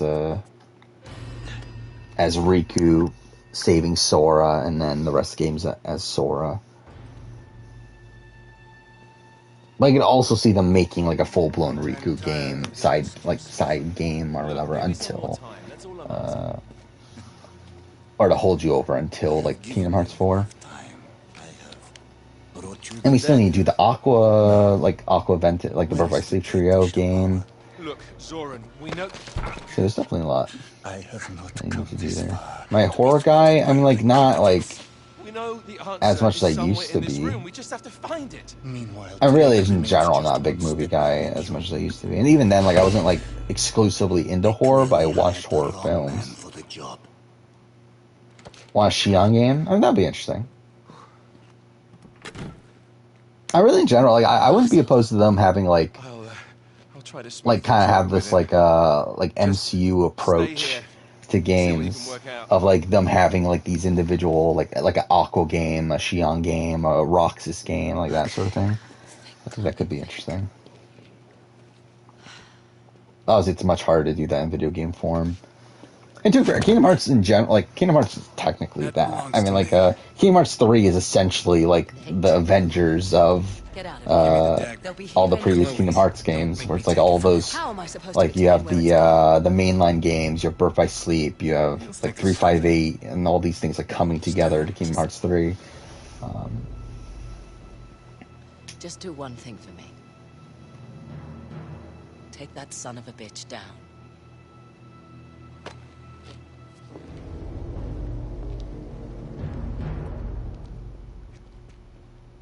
Some people being upset that you can't jump in at any point. I mean, like, I think that's why. I mean, like, obviously now all the games are available on PS4, and I think that's why they've released these collections.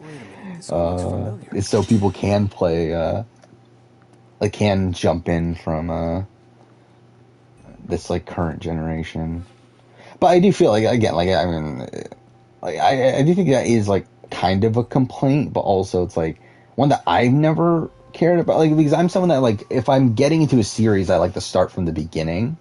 Like, I don't like starting in the like, I'm not gonna fucking play Kingdom Hearts 3 and expect to know every little thing about it. And like, even with something like The Witcher, I think it's probably like the only series in recent history that, like, I started after the fact. But like, I feel like The Witcher does it probably better than most other games, where like you can probably start The Witcher 3 and be fine.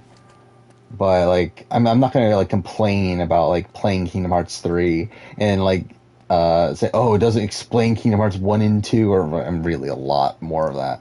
then yeah, I mean, like, it just makes no sense to complain about like the final installment in a series. I don't even know what I'm doing. What am I doing here? Like, I know what I'm doing, but I look at which one's which. There it is. I forgot you have to coincide the thing. That's annoying. Alright, so triangle associated with a color. for Phoenix.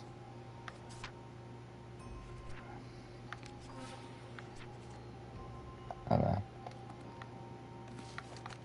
Which one is this? That's tiger. That's green. So that is this one, right? Feel weird if you started Devil May Cry not from the first game. Yeah. Again, like, I tried to play all of them. I still find it so hilarious how my Devil May Cry video has over 10,000 views now, but the like to dislike ratio is literally like 40%, which is hilarious. Just because, again, like, obviously my ranking was very different from the majority of rankings, and again, I get why people dislike the video, but I still find it funny. Let's look up Devil May Cry. I really hate how YouTube, I don't know, I don't like a lot of the YouTube back-end stuff, like YouTube Studio, particularly in searching for videos. And like how, there's something like analytics stuff that's like kind of just annoying to find. Let's see, I'm trying to find my Devil May Cry video. How many views does it have now? Whoa, okay, it has more views than I remembered. It has 12,500. Wait, 48% like to dislike ratio. So that's fun. And I already forgot the puzzle at this point, so that's cool. What is it? Triangle, red, square. Okay.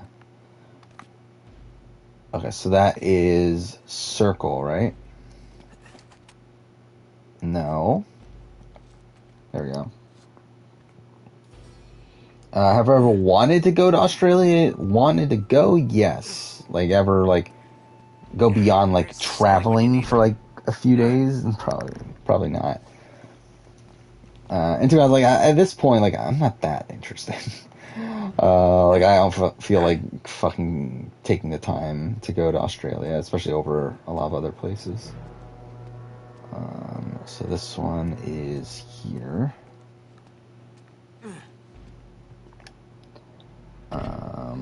You really want to get into Final Fantasy, but I want to play all the games. I mean, like, so what I've been doing recently is, like, Lasers has been playing, is, like, on this, like, quest right now to play every mainline series game. So I've been watching his playthroughs of it. Like, he played through all of 1, and then I think he just finished 2, but I've not caught up to that. All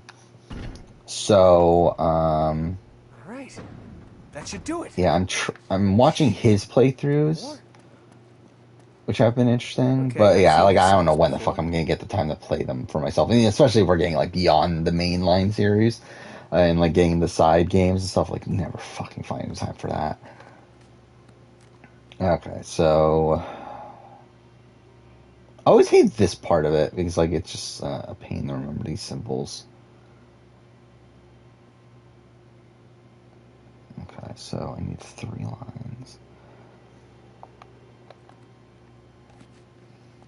I feel like this one's the hardest one. Was it that one? Nope, it's not.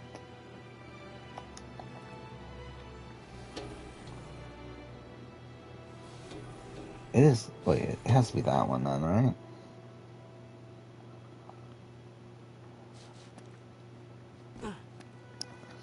I feel like I'm going to do that with 1 through 6. I might try to play 7, 8, and... Like, I own 7, 8, and 9 on PS4. Actually, I own 10. Like, I've played 10 before, but I haven't played it in years. I have 10, 10, 2. I have 12, the remaster 12. like all the modern ones I pretty much have, but I don't have any access to 1 through 6 currently. So it's like I'm definitely like that's the way I'm gonna experience those. I feel like. Fuck, I'm not even paying attention. What is this one? Each one is matched with a This color, is just yellow. like the creatures. Okay. Yeah, no shit.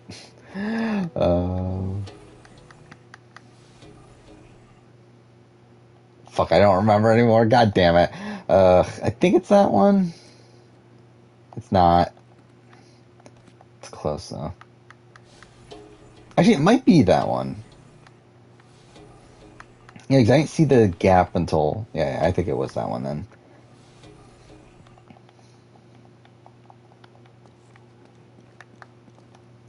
Hate getting hungry after 3 a.m. because you feel bad for late night snacking. Yeah, me too. What's this one? Tiger. So this one's the... I feel like I remember this one. It's not that one, but it's the one that's like... It's this one.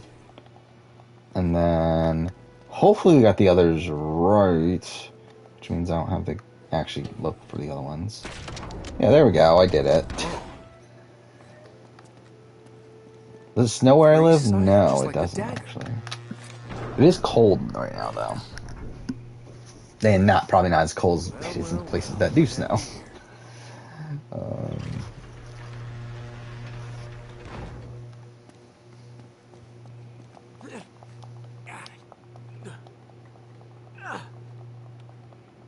But I believe tonight is the coldest night of the year so far, so that's something. Gotcha.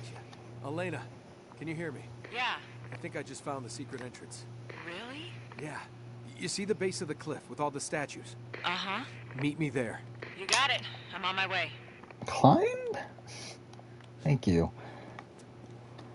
Alright, so, again, we're almost 4 hours in. Damn it, I really wanted to finish this tonight. I'm really annoyed I can do it. I can't believe this took me that long. That was completely wrong. I don't know why I jumped that way.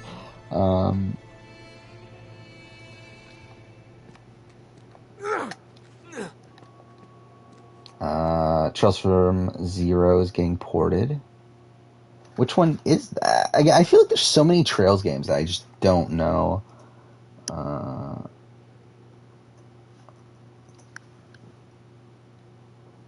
Okay, so that's Legend of Heroes 7.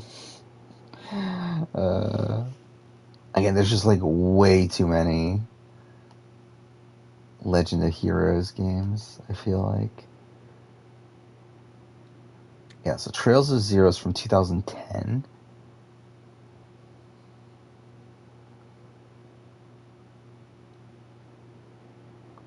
Yeah, again, I don't know when the fuck I'm ever getting into the series. I did buy Trails of Cold Steel 3, was it? Because it was on sale at GameStop during Black Friday for like $12 and also buy 2 get 1, or was it like, no, either way, it was relatively cheap and buy 2 get 1, so I was like, I think it might have been 12 after to buy 2 get 1. Elena, Either way, like so I bought it just because like I needed another game, but don't know when the fuck I'm playing it. Geniuses are right on top of it. Well, here goes nothing. Okay, I'm ready when you are. Oh, is it all actually connected? I was assuming they were all like I thought it was like Final Fantasy. Oh, I did not mean to do that. I didn't realize I had an RPG. But I thought they were like all like individual. God damn! You know what? I'm just gonna restart checkpoint.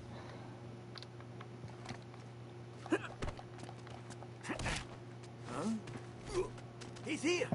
Yeah, like I didn't know they actually like connected to each other though.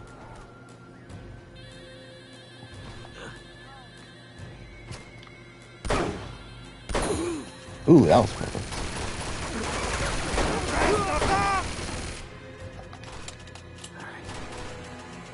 Just about had it, these guys. Yeah, I feel like a lot of them aren't. Like a lot of them don't have Western releases, right? Like that's kind of the issue there too.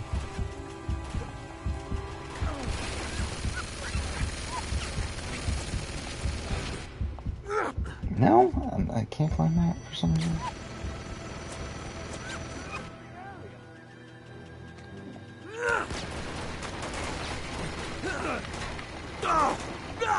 Yeah, I feel like... What?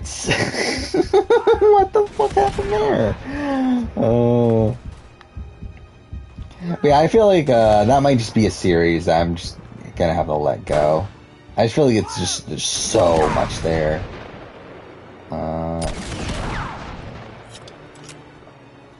That I'm probably just never gonna get to it.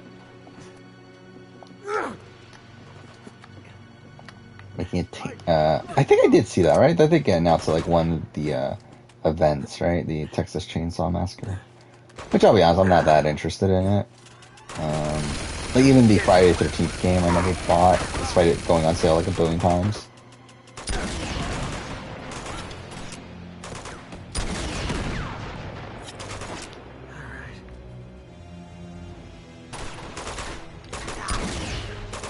Really? I really missed that.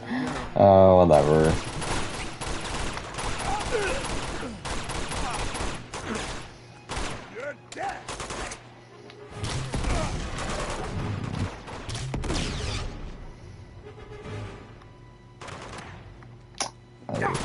I was about to say, are we done? But of course, Sniper fucking shows up.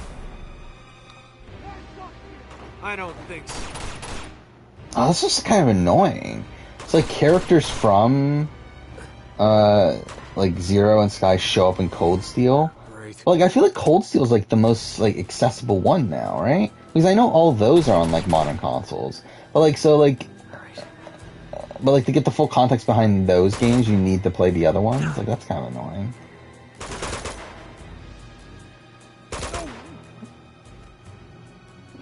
Has Among Thieves aged well? I mean, like it's.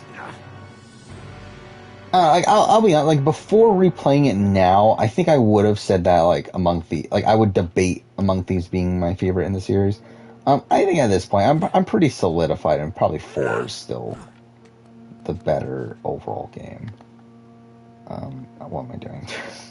It's right here. This is it. This is still really, this is still far and away better than Uncharted 1. I knew it. In pretty much every conceivable aspect.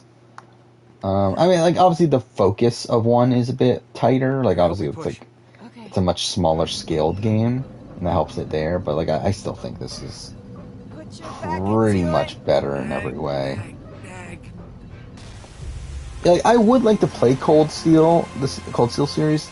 The thing is, like, most of the games are still pretty expensive in the series. Or like if they were on, like if they ever went on sale for like $5 to $10 each or so, then like I'd definitely pick them up. But like whenever I see them, they're always like over $20. And again, like Cold Steel 3 I bought because like it went on like clearance at GameStop. It's like Come on.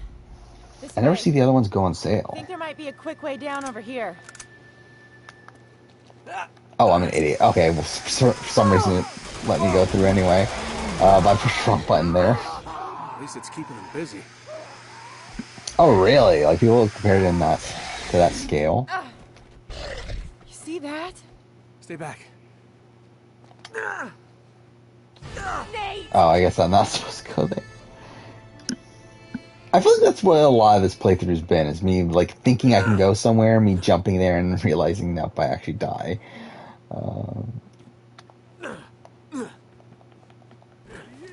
Get down! God damn.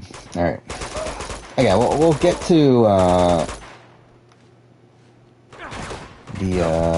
like, essentially we'll finish this chapter, and I think we'll call it night at that point. Already almost at 4 hours.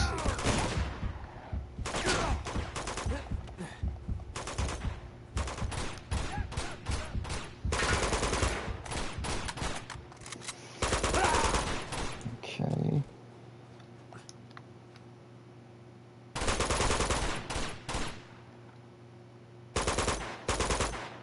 Well, that was just sad. Can he fucking die? Whatever.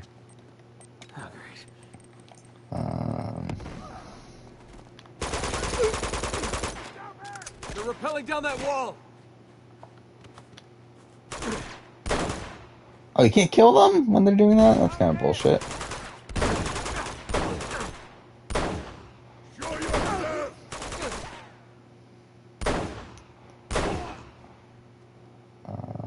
Yeah, like, I think, like, well, Among Thieves, I think, like, outside of this, like, span of, like, 3 or 4 chapters, I think it is a really great Uncharted game. But yeah, I just feel like this section of the game, though, goes on for way too fucking long. Thanks for the rope, boys. Hope there's nothing scary at the top. Is that a thing? Like, if you, Alright, it's all clear. so essentially if you suck the game to make it easier. So that might help me out.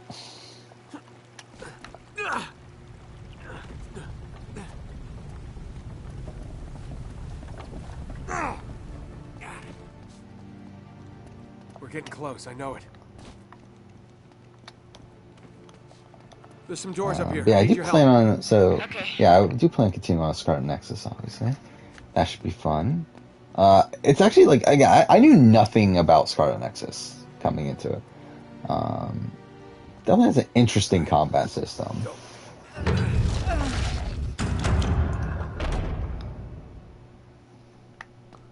Here it is, Elena. The And, like, secret entrance narratively, to it kind of, Shambhala. like... Should I end here?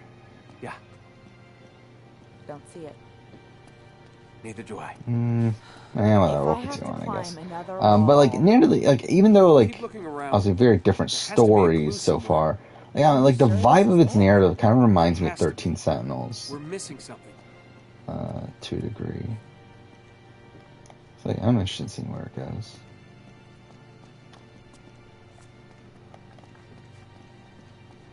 What am I supposed to do here? I thought it was that. Or do I turn one of these upside down or something? It is that, isn't it? Or do I turn all of them upside down? I think I turn... Or maybe not. Oh yeah, I did hear about that. Yeah, they're getting rid of... There's the report that they're getting rid of the spiral staircase. Which is something. Actually, weren't they supposed to, like, be getting rid of, like, the entire... Like, aren't they supposed to be getting a new house? Because didn't they sell the lot that the Big Brother house is on? Is it supposed to be the other way? It's the other way. I don't fucking remember. Fighting other human characters in Scarlet Nexus is hard. Is it? Have I fought any? I think the beginning of the game is like all others or whatever. There we go. It's the other way. What? Oh, no one's purchased the lot yet? Oh, that's interesting.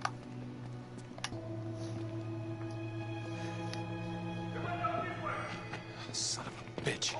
Now what do we do? Just stay behind me. Something else about Scarlet Nexus. I ended up Drop the gun. changing one of the settings for the camera, where I made it like a close. Because like it has 3 settings of like close, normal, and far or whatever. But I decided to make it a closer camera. I feel like that works better, at least for like the when you're in like the open world areas. I haven't seen how it affects the combat yet, but we'll see. Are you a student of history, Mr. Drake? I've read a book or two. Yeah, I think we'll probably call it a night after this cutscene now. Hitler, Stalin, Pol Pot, they were all great men. But do you know why they prevailed? I'm sure you're gonna tell us. Because they had the will. Yeah, so yeah, we'll be back on Wednesday after the Amazing Race. Passion is the enemy. I'm trying to think. So yeah, Mass Effect video will probably come out tomorrow. Mass Effect 2. I forgot. Did I change the schedule already for that video? I probably should have made sure of that earlier. I'm pretty sure I did, but Them away. So, you have tested my will. let's see. Now it is my turn to test yours. Killing us won't get you anywhere. Yeah, so that should be coming out. But You heard her. I mean, I guess technically today. So my Mass Effect 2 retrospective, and then on Wednesday will be Amazing, or not Amazing Race, Australian Survivor, I add another pawn to the board. cast assessments. Bring her in. Recommend trying to do bonding events to get to know the cast better. One we will use as a lesson. We'll see. Like, from what I've heard, the side content is not great in Scarlet Nexus. So I was planning on just like not bothering with it. And who would you save? But this one, you want to save But I mean, if there is side content that like is more so like character based and stuff, then I would be interested in doing that. But if it's just like normal like grinding sort of stuff, then like I'm probably not gonna bother with that.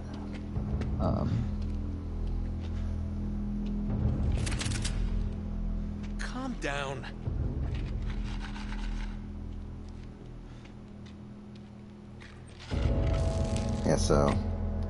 So next time I stream, probably gonna have 2 videos out in that time, so that'll be something. I see you later, Menace Forever.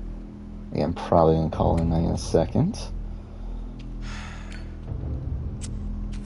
So yeah, we have about probably a little bit over an hour left of the game, around an hour or so. So we'll finish it next time and then start 3, and then I guess we're going to do 3 across 3 streams, probably. It's like because 3's around the same length as this game, if I remember right. In terms of total time, it's technically shorter chapter-wise. Side quests aren't, but in between missions, you can give gifts and raise your friendships, which I think is worth doing. Yeah, I'll probably do that then.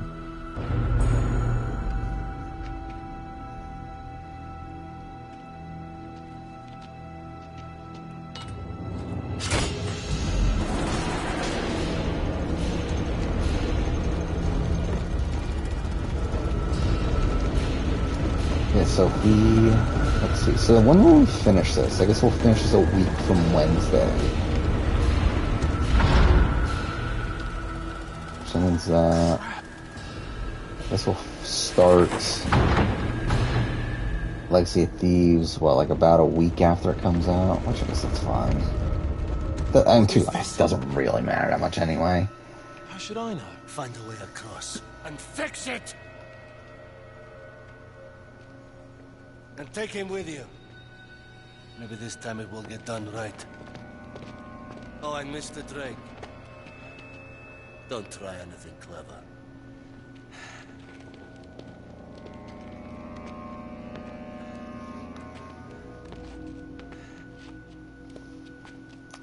Yeah. So, I mean, that'll be mostly what I focus on tomorrow is recording the Australian Survivor cast estimate and editing it. I'll probably also try to record, I guess I'll record the Uncharted video.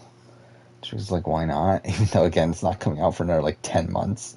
But whatever, it's fine. I mean, to be honest, I'm probably not even going to edit it for a while, but whatever. Again, hopefully we get Celebrity Big Brother cast by next time I stream. That should be interesting. And probably will have the cast assessment. Actually, I might...